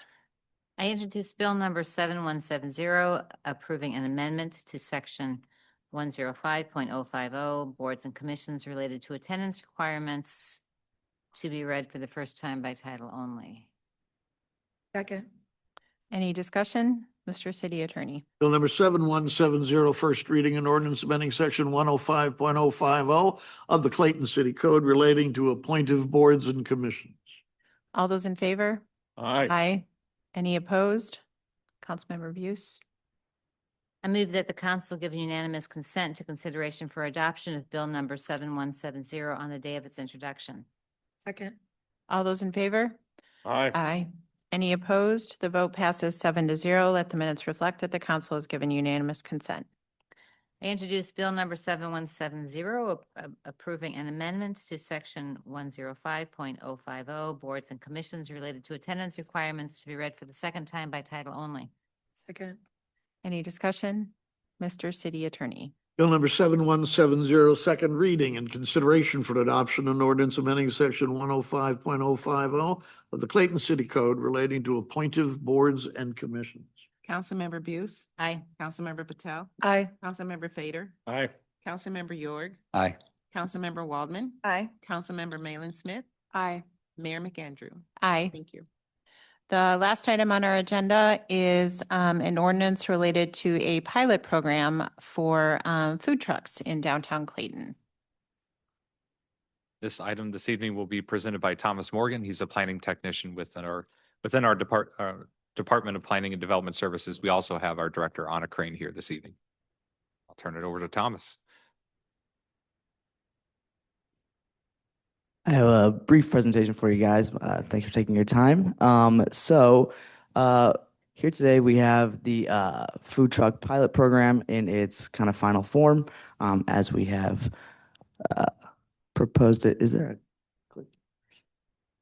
Oh, I see. There we go. Thank you. So just today we're going to go over what the goals of the pilot program are and why we are bringing it forth in this way, what the pilot program will actually consist of operationally, and on the permitting side, and then move into questions. So when we went through the Clayton Tomorrow 2040 plan, in that process, a big issue we sought to address was foot traffic and how that had diminished since COVID and post-pandemic. So food trucks kind of emerged as a potential solution that residents and workers were interested in. So through the pilot program, we want to see what expanded food truck access could look like for Clayton long-term. We think that a pilot program is the best way to kind of give us some control over the program and make tweaks as we need to. We're wanting to assess the interest in food trucks from residents and workers and those in the area. We want to see what sustainability regulations are feasible in terms of emissions and noise pollution and things like that. And then we want to see if it is a practical idea to have mobile food vending downtown. As you may imagine, there's a lot of complications that can arise by having food trucks operate in the public right of way. So just looking at the administrative side to see if that's something that's feasible long term, looking at where food truck vending would be most strategic and most successful and what does not make sense, and any other issues that may arise unforeseen in downtown Clayton with this new program. So just a general overview of what the program will look like. We're proposing a pilot program for lunchtime mobile food vending sessions from 11 a.m. to 11:30 p.m. on Thursdays, bi-weekly, with the ability to increase to a weekly food vending session should we have a lot of success and a lot of demand for that. Vendors will be given 60 minutes before and after this lunch vending session to kind of do a setup and takedown.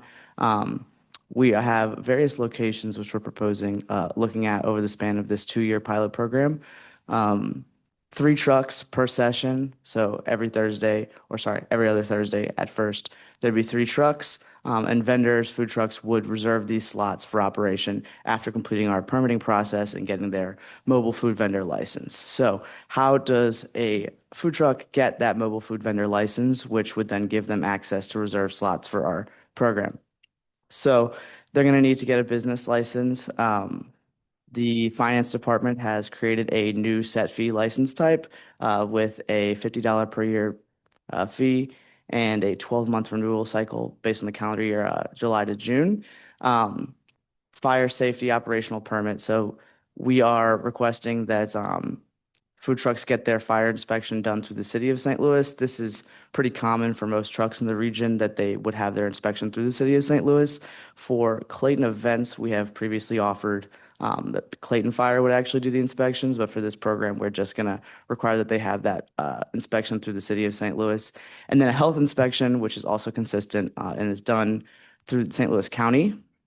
And then this generator specs approval. One of the issues we're working through is previously for Clayton events, we have provided green generator plugins to vendors, which is not something we're going to be doing. So we have we have some stipulations for what generator types are going to be allowed, which I'll go into more detail here shortly.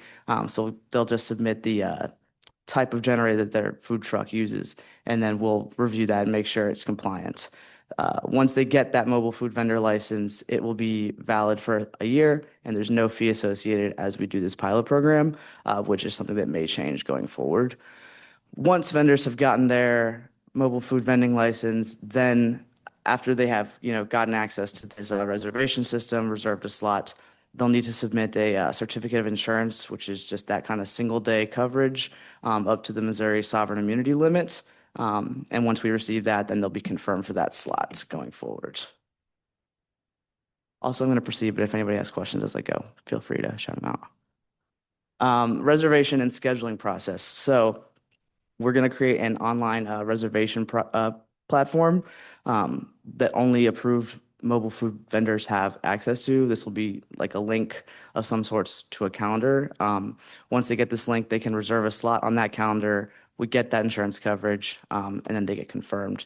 And we can create that schedule of trucks to kind of move into our marketing and communication section of this, where we'll promote that schedule to the public so that it can be, publicized.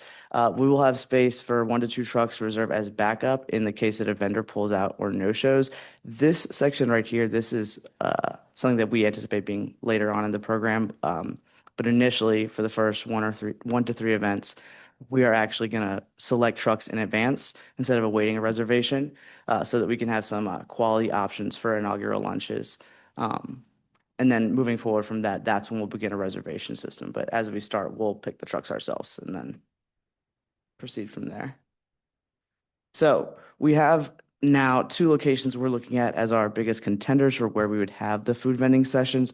The first location is on along Memorial Park, on Merrimack, north of Carondelet, which you can see pictured in the bottom left there, and are also considering operation on Central Ave, as you can see on the right, where there's that vacant kind of retail space. We're looking at wanting to activate that kind of underutilized area, and really go back to, wanting to get that street activation. And so we're trying to look for areas where there's not other options currently, and also wanting to make sure that we're not having, 1, any safety issue, but 2, we don't want to have any kind of operation directly across from a brick and mortar downtown business. And then potential alternative locations that may emerge should we, discover issues with these 2 locations, or should we find another location that we view would be more successful as well. So safety considerations has been a primary goal for us as we've gone through this process. So food trucks are going to park in locations that have 100 feet where 3 trucks can comfortably park in a row while maintaining that 10-foot distance in between themselves, which is mandated through the fire code. And then whenever necessary, Public Works will redirect traffic lanes to adjacent vendors to maintain that 10-foot wide traffic lane. So we are allowing food trucks up to 8.5 feet wide. Our parking lanes are about 7 feet. I've spoke with Public Works, and that kind of extra space where a truck may jut out into the traffic lane may result in that lane being brought down to a 1 lane. But depending on the truck and the day, we may be able to just use cones and kind of redirect the traffic lane just over a bit, as long as we can maintain 10 feet. ADA compliance will always be maintained. They're on the sidewalks where food truck vendors are operating, and that's what our point of contact person will be there to maintain and make sure that's not being interfered with. And then, of course, having those fire and health inspections and insurance coverage. Sustainability considerations, and this goes back to our generators. We have kind of written into the pilot program a sound rating level of 75 decibels, 75 dBA at 23 feet, which is kind of a common rating for generators. And that is also consistent with some other generator sound regulations we have elsewhere in our code. We are, of course, wanting those electric powered generators. However, they are quite rare. So we're also allowing propane and gas powered inverter style generators, which is a style of generator which typically will have less emissions, both in noise and in, kind of like gas emissions. So diesel powered generators, however, will not be permitted because those are quite loud and quite an exhaust smell. And then there are also going to be a EPA certified generator requirement, which is just another thing that'll go along kind of with that sound rating. The generators will have that. Hey, Thomas, Yes, there were some food trucks at Wine and Music. yes. Did they were electric? Do you know? Off They the- were great. I mean, I just remember they were really quiet and Yes. I remember Kristen, Brian, specifically, it was said, aren't these generators great? And Yeah, absolutely. So at Clayton events like the one you're mentioning, we have these green to go generators, which is basically where a food truck can have an electric plug-in into a portable electric power source. Got it. And that is why, if you've gone to a food truck event, maybe that was not in Clayton, you kind of have that loud noise and smell, which is not present at Clayton events. Um, and so we are not, initially for the pilot program, we're not planning on providing those because it's a bit cost prohibitive. right. So we were looking at ways to kind of maintain a quieter level and to prevent that kind of distinct exhaust smell from protruding. So that's why we've, number one, rolled out diesel powered generators, just because that's kind of an atmosphere thing. It's not something we really want. We want to keep in line with those sustainability guidelines. And then propane and gas, we are looking at the inverter generators, which are a little bit quieter. Obviously, if we had any electric food trucks that wanted to come, that would be amazing. I think those are quite rare. I don't know how many we have in the region, but we would love those. Do you think that, I mean, have you found that popular food trucks, I just wonder, do you think this will dissuade a lot of people from applying if they can't use a diesel power generator? I don't know how many in the food truck world. I just don't know how many Yeah, that's use one or the other. from the vendors that I've spoken to, and just also from working with Kristen and working with a couple other organizations in the region, just bouncing ideas around. It is my perception that a large percentage are propane or gas powered. I think the inverter style generator, I believe there's also combustion generators, and I think that those may be more common even than just kind of like a diesel as a power source. But we do not know, so we do not know how prohibitive this will be, or if people, to what extent that will dissuade people. But I think that by still allowing propane and gas, I think that's going to prevent this from being too rigid of a restriction.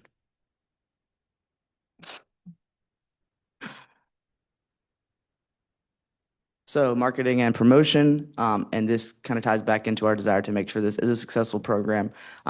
We are going to have this monthly schedule, which will be available. Vendors will be reserving these slots in advance, as far in advance as we can. We'll be using our Clayton social media to promote, not exactly specific trucks, but rather the events, and letting residents know and workers know what trucks are going to be there on which day, using flyers throughout downtown, A-frame signs. So on the day of, putting up signs around downtown so that people know, the food trucks are going to be here today. Obviously, social media has a limited reach. Not everybody who works in Clayton is going to be engaged with Clayton on social media. So having those signs out, and also potentially doing outreach to large office buildings is definitely a way that we're hoping to raise awareness. And then you'll see that at the bottom, the signage directing diners to nearby restaurants. This is an idea we've also heard used as a way to kind of give support to our downtown Clayton business owners. We'll have 3 food trucks coming to a vending session. Maybe it's tacos, pizza, and burgers, and maybe you don't like tacos, pizza, and burgers, and you want to go get French food. So we'll have a sign saying there's French food down the road. And that's just a potential way that we can, market and promote the food trucks while also making sure that we're, showing up for our business owners downtown. So staff needs, this just kind of speaks to our administrative burden. Before a food truck event, so in the build up to it, their planning and development will be reviewing those permit applications, selecting, confirming the vendors, and then working with Public Works to bag off the parking meters to make sure that those areas are available before a vending session.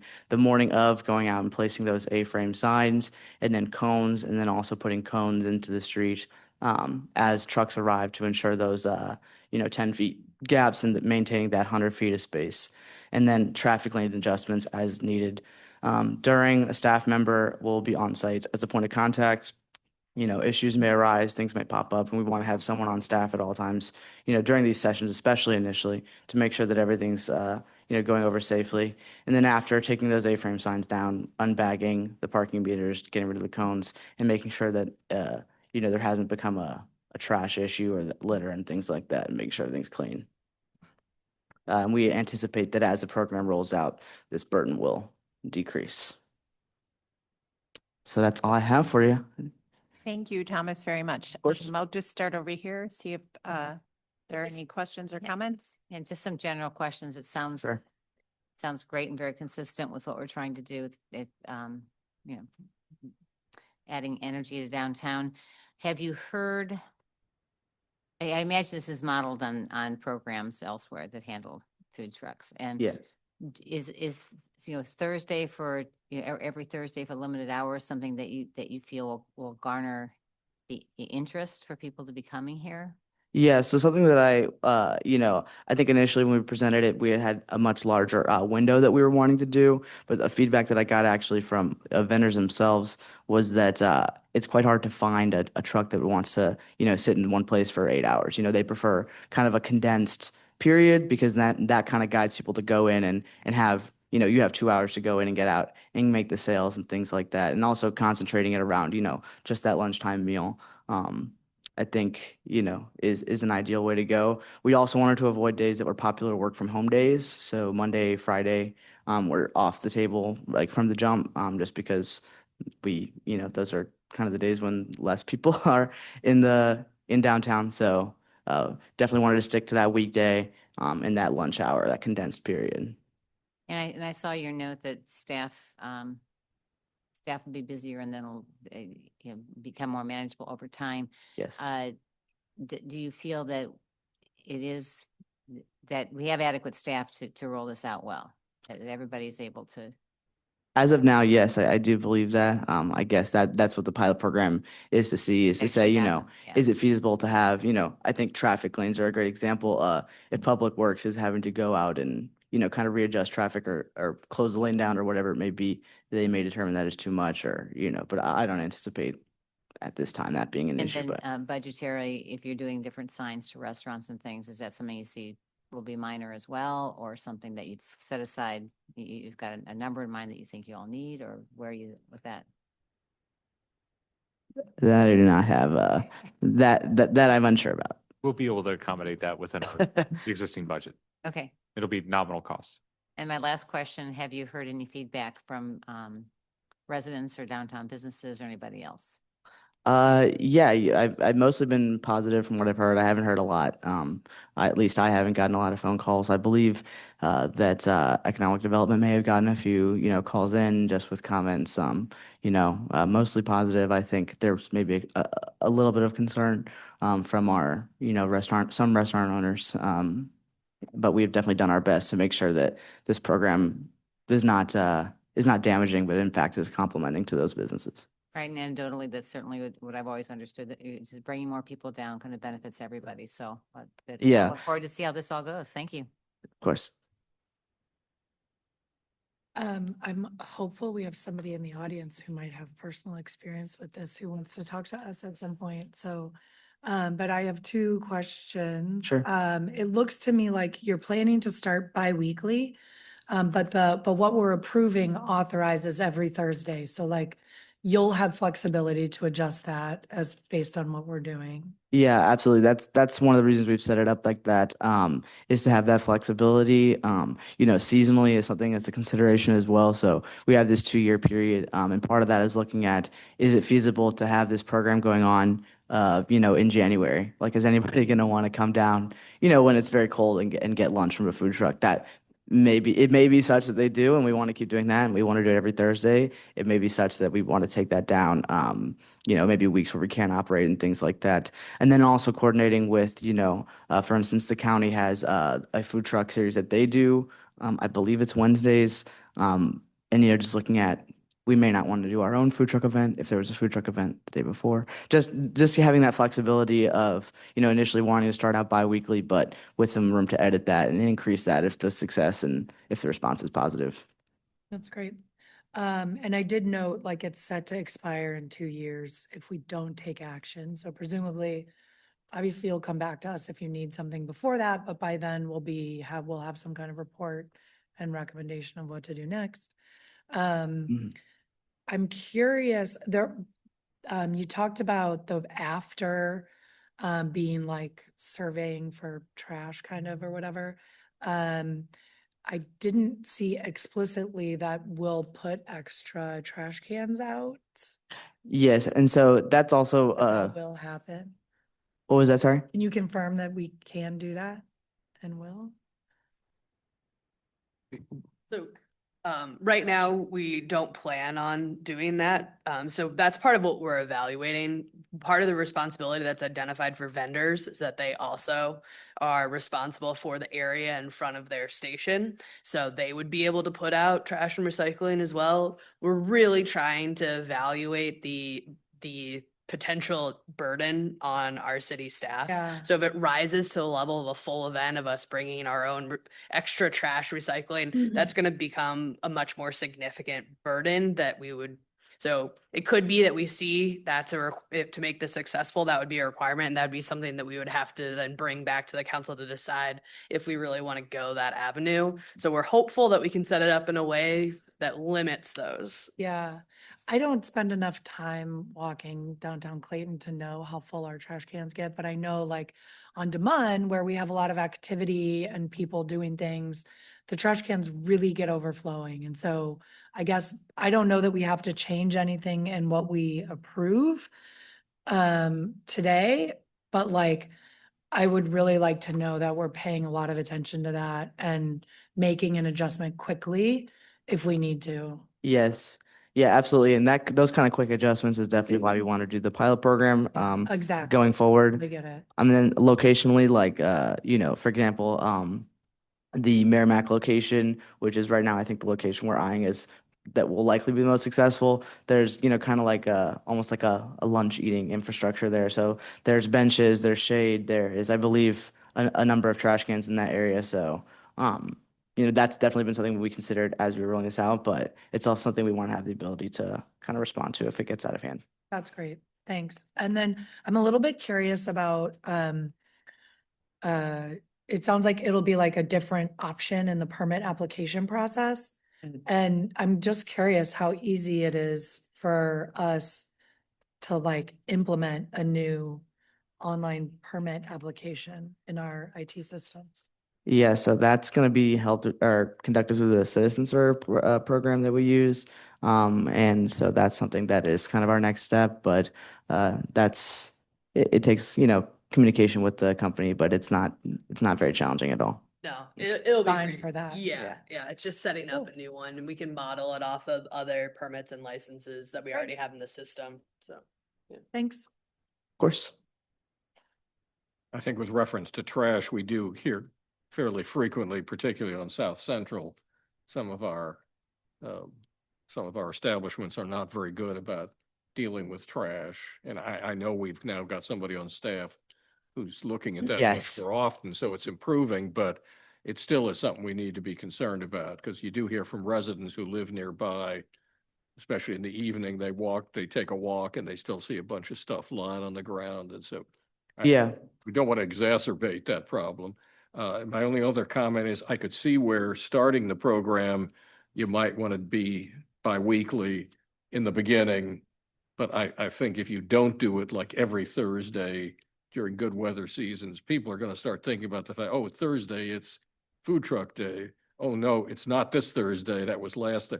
I think there's part of that is just the regularity of having it be every Thursday. If the program doesn't work, we'll stop it. But I think if we're going to give it a serious effort, for the most part, it ought to be every Wednesday. Obviously, in winter, that's a different story. But in good weather, we ought to just do it every Thursday, sorry, and make sure that we give people that sense of familiarity with it. Yeah, absolutely. And then that's definitely something we have the flexibility to do. And that's, why it's posed as a weekly or bi-weekly thing. And to your last comment as well, that's definitely something that I'd want to point out as well. We have a section in there about vendor approval in regards to operational history, I believe what we say. So where they're a food truck, which is like just leaving trash when they leave, we would not be confirming them to return if that's an issue, because, as Anna said, we're making sure and we've put in there that vendors are responsible for cleaning up after their own trash and making sure the areas are clean. But if there's an issue, we would not have that truck be approved to come back. My only final comment is, I think we've talked about it before, is I think why this is important is so many of the newer office buildings provide, very elaborate food for their, the people who work in their facilities. So there's much less an inclination to get out. On the other hand, people who I know in my old firm do say it would be nice to get out sometimes, but then it takes a long time to get served at a restaurant. I think they'll get over that too, but I think getting people out on the street is going to be a real positive and get people, just not spending all their time in their office. So I think it would really help us out if this works. Thanks. Of course. A couple things. Some I think relate to what we're being asked to vote on, and some of the stuff is more just suggestions. I think on the second one first, I agree with Gary. Like at some point, it may make sense administratively to start every bi-weekly, but if somebody works downtown, if I don't know that it's there every week, I'm going to forget when to go out. So if we want to make it successful, I think we need to really be aiming towards that every week. I do question where the current locations may be, because while I get we want to activate those, I think the reality is people don't like the walk. And I would suggest giving some thought to maybe having an area where people are. So, so basically go where the people are, as opposed to hope that they get where you're at, because I don't know how much that would work in this environment. Neither of that is, I think, actually in the ordinance for approving. So that's more just stuff to think about. The one piece of the ordinance that I would call out is, you are correct, and I completely agree, Mondays and Fridays make no sense. I know a lot of folks who don't come in Thursdays. They come in Tuesday, Wednesdays, and some other day. So I would either suggest changing it from Thursday to Wednesday, or taking the Thursday actually out of it and just leave the flexibility up to you all. Because I think right now it actually calls out in the Appendix A, in Exhibit A, it's going to be Thursdays. I would almost rather just take that out so it's informal, and you guys then, along with David and all of us, can talk through whether if Thursday's not working, you can move to Wednesdays and not have to come back and have us approve it. So again, I'm curious what other folks say about that, but to me, Wednesday's a better day, but I'm okay sticking with Thursday. I just don't know if we want to have it approved in here, which requires you to stay on Thursday, when we can give you some flexibility on it. So that was all I had. I see.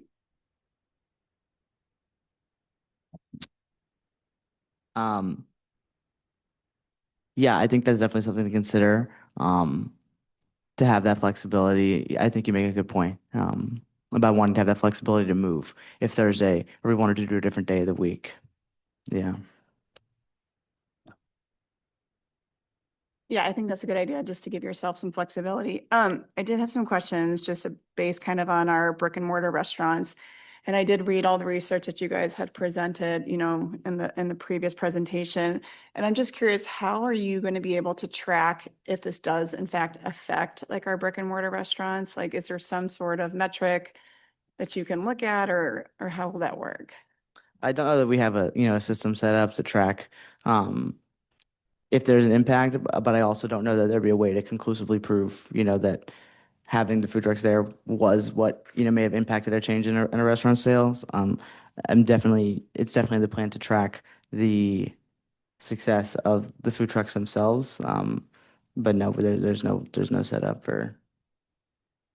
Yeah, and I'll just add, I know it's coming up in our next fiscal year budget, that Gary Carter is requesting purchasing the Placer AI contract, which would allow us to track foot traffic. Okay. So while it won't be a complete perfect science, we will be able to use that tool to look at foot traffic to specific restaurants, as well as just general areas. You can geo-fence off the area that we would use on a food truck day specifically, and look at traffic in that area. So that tool will help us a lot in looking at what might come from these. And then I'll also mention we can wipe Thursday, but it does allow the city manager or designee to change the day already within the ordinance. So, yeah.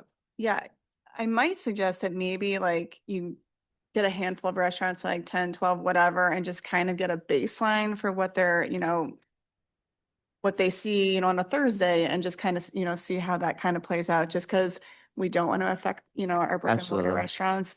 And then to the opposite end of that, I'm just kind of curious about your metrics on what makes this, a success, having the food trucks. Is it just like seeing people out and about? Because I know that's what we want. We want our vibrancy. We want the foot traffic, but are they really, I'm just kind of curious on what you'll kind of gauge that over this like 2-year plan. Yeah, absolutely. So, kind of Donna's point from earlier, one of the main things we are wanting to gauge is kind of an administrative burden, just because I guess to a certain extent, regardless of the success of the program, if it's not feasible for us to continue maintaining what becomes essentially a full-size event, then that would be, something we'd have to look at as well. And then also looking at, potential issues that may arise, if there's any kind of safety issues or anything like that from having food trucks operating the right of way, that would be another thing. So, I guess looking at that almost from a, potential like negatives, seeking that out. As for how we gauge success, I think that's a lot of it is kind of feedback that we get from vendors. One, do they want to come back? Do they want to continue operating there? Or is there not really as much demand because there's not as much of, clientele? And then also, having that staff person there to monitor, how many people are coming in and out. And, is it a big crowd or is it, very few people? And how does it change, over time? And, if we wanted to do different days, just kind of tracking the success in terms of who's coming and how our vendors are, how they're doing sales wise. Yeah, I just think keeping, kind of track of brick and mortar, the success of these and all the things you're talking about is going to be really important just for us to be able to gauge, is this pilot program a success or not? Thank you. Mhm. I'm excited about the program. I think I'm hopeful that it will be well received by the community, but also by the food truck vendors. And my only question was really procedural. I know that you said that in the first 3 events that the city would select the vendors. But I'm wondering if ongoing, say this is, all the rage for all the food trucks, are the food trucks selected on a first come, first served basis? So like, are they vying for, whatever the date is that they have to submit on the platform? Or if 6 food trucks submit for the 3 spots, are we, how are we selecting them? Yeah. So, to your point of, selecting for those up to, those first few events, we also have it in the pilot program that if that ends up being, kind of a really seamless and successful way to do it, we would continue having the ability to just select them on our own. But we do want to have that reservation kind of system just because we believe it'll bring more potential for more different food trucks and things like that. I don't anticipate there being, 6 reservation requests for each one, especially not at the beginning, just because there is kind of a, laborious process of becoming a food truck vendor approved. It is a bit of a hike to get there. But I do think that could become more of an issue down the road. And I think that's something that with more experience with the program, we'll have a better way to go through that. But first come, first serve, and having on that system and on that link, we would be able to see, who reserved what. And once it hits 3, it's closed. So Have you talked to vendors? Like, are we planting the seed already with? yes. Yeah. So I've spoken to some vendors who I have been referred to through events and who has been worked with. And then I know Kristen in events, and she's historically been the one that has worked with food trucks. I know she's received calls, and I know Gary has received calls. And then I've received a couple calls myself from food trucks. So I think that there is a demand. Now, just off the top of my head, I can think of, I'm thinking of one truck who I know who has been interested who would not qualify because their generator type is not with the standards that we're wanting to have. And I think that may be something that also keeps the number of trucks down to a certain extent. But yeah, I think there's interest. So, but definitely wanted to plant the seed as we go forward. And once we have it kind of confirmed that it's, progressing, then definitely going into that marketing promotion. Thomas, thanks so much. I I think the important part of what you've shown us is that it provides a lot of flexibility for you all to react and change as needed. And I think that's great. I think having a pilot program for 2 years, like you said, it will give us a lot of time to evaluate the success and whether it accomplishes the goals that we've certainly set out. Is there anyone in the audience that wanted to address us?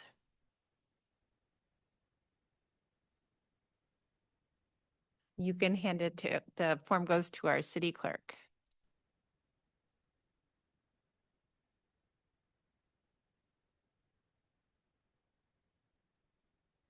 Good evening. I was just chomping at the bit down there. I'm jumping out of my seat.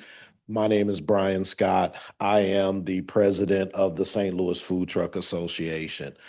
First of all, I want to commend and congratulate you all for realizing and being understanding that this pilot program that you're developing is could be a necessity for re-energizing the city. So thank you and congratulations for being, progressive and open and minded enough to make something like this happen on your own, which blows my mind. So really, that's all I wanted to say. I wanted to say that as the president of the Food Truck Association, the association is available and more than willing to work with you guys on any questions you might have and anything you might need. I do want to point out in particular some of the logistics that you're going to have to go through. We have programs in place to book trucks, to validate trucks. That's something that we do that we would love to do. And it gives more credibility to your trucks that come to your city, having the stamp of the St. Louis Food Truck Association as well. So that's available for you as well. And that could save you some money and help with logistics as well. That's all I have. So if anybody has any questions for me, I would love to answer. Well, I'm just curious what you think about the generator, how many people our trucks are going to might be unable to participate because of some of the restrictions that we're putting in place. Right. That's a very great point. Very few, if any, trucks have diesel powered generators, so I don't think that'll be an issue for you at all. The decibel level, some of the cheaper generators, they do have a louder that wouldn't qualify. I think that's a great idea. I think we're about 50-50 on where those trucks are that have the inverter generators versus a standard generator. I think most trucks, any truck who would want to come here would invest in an inverter to come here. I think this is going to be bigger than you guys think. We book Food Truck Fridays right now, Sauce Magazine. We secured a partnership with them. We book all of those events. We released a date today, for instance, and we had 8 spots available for Food Truck Friday, and they booked in 5 minutes. So I think that this is going to be more popular than you think. We'll take it. Yeah. Yeah, absolutely. Thank you for your insight. Yeah, of course. Does anybody have any other questions for Mr. Scott? Can I just ask you, maybe you said this, where is Food Truck Friday? Is it a particular location? Tower Grove Park. Yeah, Tower Grove Park. And the spots that I'll have to map it out now that I know what spots you guys are looking at. I think what you brought up, having some food trucks where people go are already there is a great idea. Although activating the quieter areas is also a good idea. So I think that's something that you definitely should consider both options. And I also agree with it needs to be consistent. Consistency is important. If you're going to do it on Thursdays, if you're going to do it on Wednesdays, have it every Wednesday, have it every Thursday. There are also plenty of trucks that would want to be available throughout the year, even in the winter time as well. So consider that, and also consider maybe 2 days a week. So. One more question. Are there other business districts in the metropolitan area as opposed to parks? Are there other business districts that have what we're proposing here, a regular once a week type of thing? Well, if you may or may not be familiar, but St. Louis City, it has a bill on the table right now. We've been working on it for about 4 years. I've been integral in designing that bill. Fourth time is a charm. I think it's going to pass this time, somewhere around September 11th. So what we designed downtown was a 7-day a week option, because let's be honest, St. Louis City needs way more revitalization than Clayton does. So we want to hold that open 7 days a week for trucks to vent. So we created food truck zones, call them food truck markets. And so they're anywhere from 2 city blocks to 8 city blocks where we're going to allow trucks to vend at. So as far as I know, just because St. Louis and the Midwest, we're kind of way behind the times as far as food trucks are. Most other cities, large cities, especially in communities, allow food trucks way more readily than we do. I think just having specified areas is kind of where we're starting at. Yeah, no, I don't mind at all. As we were kind of developing the pilot program, I spoke with Greater STL Inc., and they do a lunchtime live series in the summer. Now, the big difference between that is that technically theirs is it's in that downtown business area, but it's on their own private property. So that's kind of a big difference, just in terms of operating on the street. But as far as I know, besides what he was discussing in that, there's very few instances of food trucks operating consistently in kind of with office buildings and things like that. So yeah, thank you. It is rare with Greater St. Louis Inc. It's not their private property, but they have the area leased from the old post office to be able to do that. So yeah, and that's been working very well down there as well. No, my question was about the generators too, because I was just curious how much flexibility and reach we actually would have. Great. Oh, trash. Definitely, trash is one of the big concerns that we have for, it is an extreme expense for a municipality. So as food truck owners, I want to assure you that we are very mindful of that, and that we would have no problem bringing our own trash can or trash cans, whatever, you guys would stipulate to alleviate a lot of that burden for you. So. Great. I have one more question. We do have an ordinance limiting vendors' use of single-use plastics and styrofoam and things like that. Would that apply to our food trucks when they come here? That has not been included in the ordinance before you. One thing that we could do as the association, with the setup that we already have, we could require trucks to have eco-friendly materials only, and they would only be able to apply if they have certified eco-friendly materials. Do you think that would be a burden for participation in a?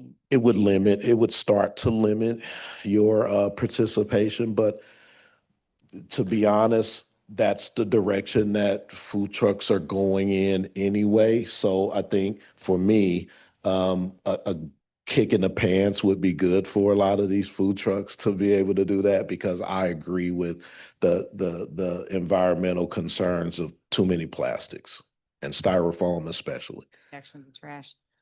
Mhm. Absolutely. As opposed to being able to be composted. It's insane. Thank you. Very helpful. Welcome. Are there any other questions or comments from the council? So should we entertain motions to remove the Thursday specification and consider applying the sustainability guidelines? The ordinance as written actually gives discretion to the city manager or designee to change the day. It does. It does. Okay, I missed that part. So that's fine. Yeah, Kevin pointed out to me afterwards. I missed it too. Thanks for letting the rest of us know. I would like to amend to either include the language we have from the vendor contract or language of requiring eco-friendly products. I'll second it. But yeah, we would pull the information. We can reference the green purchasing Yeah. policy. and Yeah. use that language. That'd be great. Yeah, So I mean, it's just single use items. Yeah. so the motion as it stands, is amending it to include eco-friendly products or What do you Reference the suggest? green purchasing reference policy. the green purchase, and Becky, you've seconded. Yes. So who is that? All those in favor? Aye. Any opposed? No, okay. So, then the ordinance stands as amended to include the, Green purchasing. green purchasing. Actually, or is it policy? Okay. Mr. Scott, I just want to thank you for coming and spending the time. We certainly appreciate hearing your, real life. I mean, you are living this on a daily basis. So thank you very much for taking the time to come and talk to us tonight. If there are no other questions, comments, or modifications related to the program, okay, Councilmember Buse. I introduce Bill number 7171 as amended to include our green purchasing policy, authorizing a pilot program for mobile food vending to be read for the first time by title only. Second. Any discussion?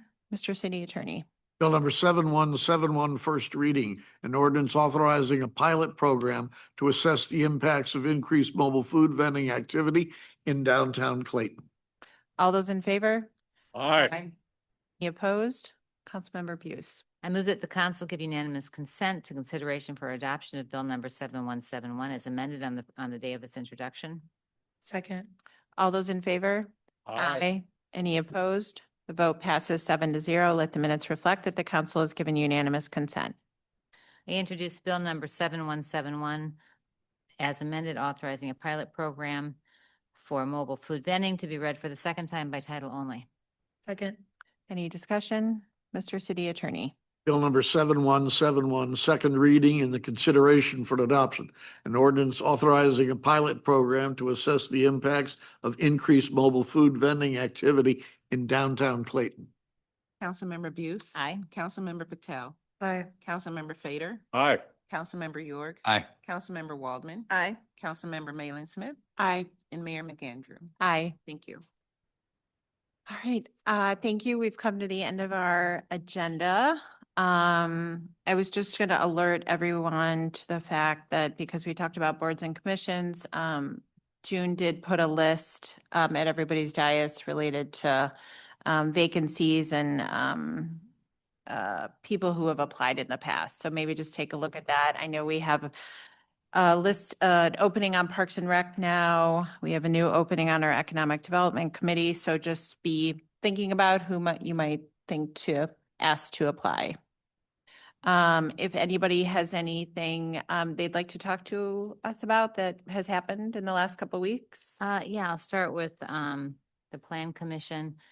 Sterling Bank was back for the second time to get more advice on development of the site, right across from the Justice Center. The first time they had presented to the Planning Commission and ARB, there was concern about the density, the lack of density really of what they were proposing on that site, given its location. And they took it, they took the comments and came back. They still are looking at two plazas, one that might be ideal, both of which may be ideal for a food truck. But there's still concern on the council that the direction of our, comprehensive planning and everything else desires higher density than they're able to propose and what they think the site would what they would really support given its location. So they'll come back with us with some plans, but it's kind of a I think a difficult situation. They're looking at it more what has been described by several members on the council or on the commission as a suburban bank with the plaza versus a high-rise, denser office building or residential. So, but that may be what's available for the site. So we'll see what they come back with. Also, Concordia was before us, and they have a several stage plan to actually do their residential development. I think which may spark the most neighbor concern, though nobody commented. All neighbors within the 200 feet or whatever the requirement was. I'm glad that Anna is here. Were notified and no comments were received, but quite a number of trees are being taken down on the internal part of the property to make room for the retention basins currently required by updated MSD standards and by the development that's going in there. The caliper of the trees will eventually be fully replaced, but over the stages of their development, they'll take them down with stage one. The full replacement will happen over, is it the 3 or 5 stages? I'm forgetting now. Do you remember, Gary or Anna? Yeah, 5 stages. Yeah. So that was probably the biggest event that night. The only other thing to report, there was an art commission meeting for the mixed use development approved several years ago, which was on Pershing and Merrimack. And they're required to put up some public art for their points. And the commission asked them to come back with it with a little more detail on what's going in there, as it is honoring it's the Filipino a national flower that they want to put up as it looks beautiful in the drawing, but again, the Arts Commission has asked for more detail. But it was also suggested that it be run past our CEC, or how did the mayor's what's it called now? The commemorative. Didn't it fold into the CEC? Yeah, for that entity, if there's anything with the Filipino recognition that they're talking about giving, just to make sure that we're staying consistent with what we want, where we are as a community. So. Thank you. Thank you. A couple of things that I participated in through national organization. I joined a strategy session for Midwest local elected officials to talk about ALPRs. And so it was a great opportunity to hear what's happening in other communities and how they're thinking about it. And so if anyone is interested in joining me in those, there's a good monthly sessions. And it's great to actually talk to other elected officials thinking about these kinds of things. Or at least I thought it was.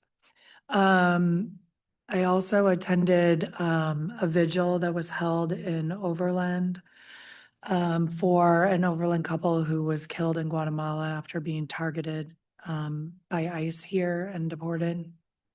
Left 3 children orphaned, and just really, really tragic. There were the mayor and I think it was the superintendent of the Rittner School District all spoke about, standing up for the members of our community and trying to ensure their safety. And so that was just moving. And August 9th was the 12-year anniversary of Michael Brown's killing. And so I was at an event this weekend, remembering that, and just to have us all keep that in mind. Thank you. The finance committee is meeting, or subcommittee is meeting on Friday. I guess Jeff and I'll have an early preview of the budget on Friday. And the only other thing I'd mention, I attended the Plan Commission meeting, the last one. I usually go when it has downtown projects. And my only observation, I've been to a lot of Plan Commission and ARB meetings in Clayton, but this is really a very good group of people, very insightful, and they miss Kami, but that aside, it really is a very good group, and both the discussion of the Sterling Bank project as well as the sign or fence at Cafe Napoli. It's a very spirited discussion, but very insightful, and everyone on the commission, Steve Lichtenfeld always does a great job, but everybody on the commission, I think, is very thoughtful, and still are polite to the applicants, even while critical. So I think it's really an outstanding group of people. Can we get an update on the Napoli? Well, go ahead, Susan. I mean, What they're happened? coming, they're Yeah. they're coming back. Yes, it was not, Well received. was not well received. The fencing was To not put it, well to received. put it mildly. Yeah, but they were given the opportunity to come back with another plan, and it was not permitted correctly or anything else. The aesthetics weren't appreciated, and so that there's, yeah. But it's still up. It is still up. One panel that's down. Are they like not able to take it down? Are we not able to ask them to? Well, they're in violation and everything's just kind of pending the outcome of this. Right. So it'd be very difficult for us to actually take action to force them to take that down, especially when they're in this process. Okay. All right. Thank you. I don't have much. Obviously, we got Citizen Finance Committee. I wasn't able to make the Downtown Economic Development Commission on that one. And then we had my first hearing of IRF. I think I got the initials right, because I was on NERF and now I'm on IRF. So everything seems good. Investments are going fine. I mean, there's probably some longer term stuff that we'll probably tackle as we kind of go forward, at least some questions I would have. But for my initial meeting, everything seemed like it was lining up and people can retire when they want to retire. So that's good. So that's what I have right now. Yeah, I don't have too much either. We had a Parks and Rec meeting last night. Too much happening.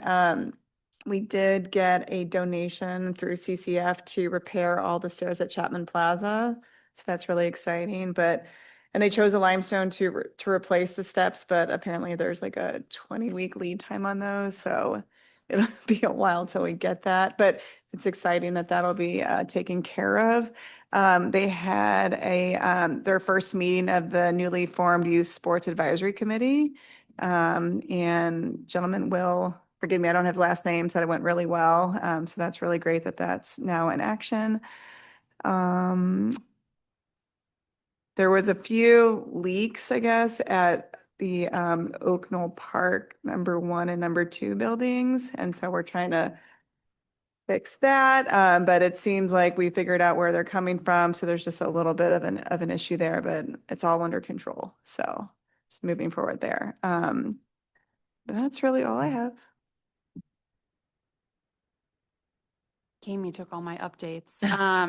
So I will have the very minor ones of that we're discussing a little free little art gallery, which is like a little library that a community member wants to put over by the Hanley House, and they're willing to invest some money to buy the structure and also to do some periodic monitoring of what is coming and going from the art gallery. But the concept seems fun that, if you are an artist and you want to make art, but you're not quite ready to put it out, more broadly, you can pop in like a thumb drive or something and somebody can listen to your music or whatever. And so there will be some explanation of how to use the gallery, but anyway, we're still talking about it. So it was that was a cute idea. The only other thing was that they're starting to repair the Taylor Park gazebo, which is a very laborious piece of structure, I guess, for the city. And so it is a all wood gazebo and requires a lot of maintenance. And so there will be some consideration for an alternative structure in the future. I don't have a lot to report. Remembrance Park, I don't know if you all remember, but we're putting plaques up to remember people, to remember folks that were impactful in Clayton and in the area. So that's moving forward with the first there will be, I can't remember how many exactly will eventually go on the wall, but I think we're honoring 3 at first. So we're kind of finalizing the verbiage. They're not going to be bronze because apparently bronze is getting stolen everywhere. Like they're ripping it out of the ground at Forest Park. So the person who does all of our designing is saying, don't do it. Like, don't do it because even though it would be beneficial for his business, I guess. So we're using aluminum, Myron, is that? Yeah, aluminum. But it'll match, what's already in the park. So, but that's good that we're moving along. Hopefully, maybe by this fall, there'll be some plaques up on the wall in Remembrance Park, which is great. And I am just, I'm happy to provide updates, but I am moving forward with more fundraising with CCF for Shaw Park. So that's moving along. I'm hopeful that we'll have a lot of meetings set up in the coming months to talk to corporate donors about the project. So, yeah. David, got any updates? Nothing tonight. All right, great. Take a motion to adjourn. I move we adjourn. Second. All those in favor? Aye. Great. Thanks, everybody.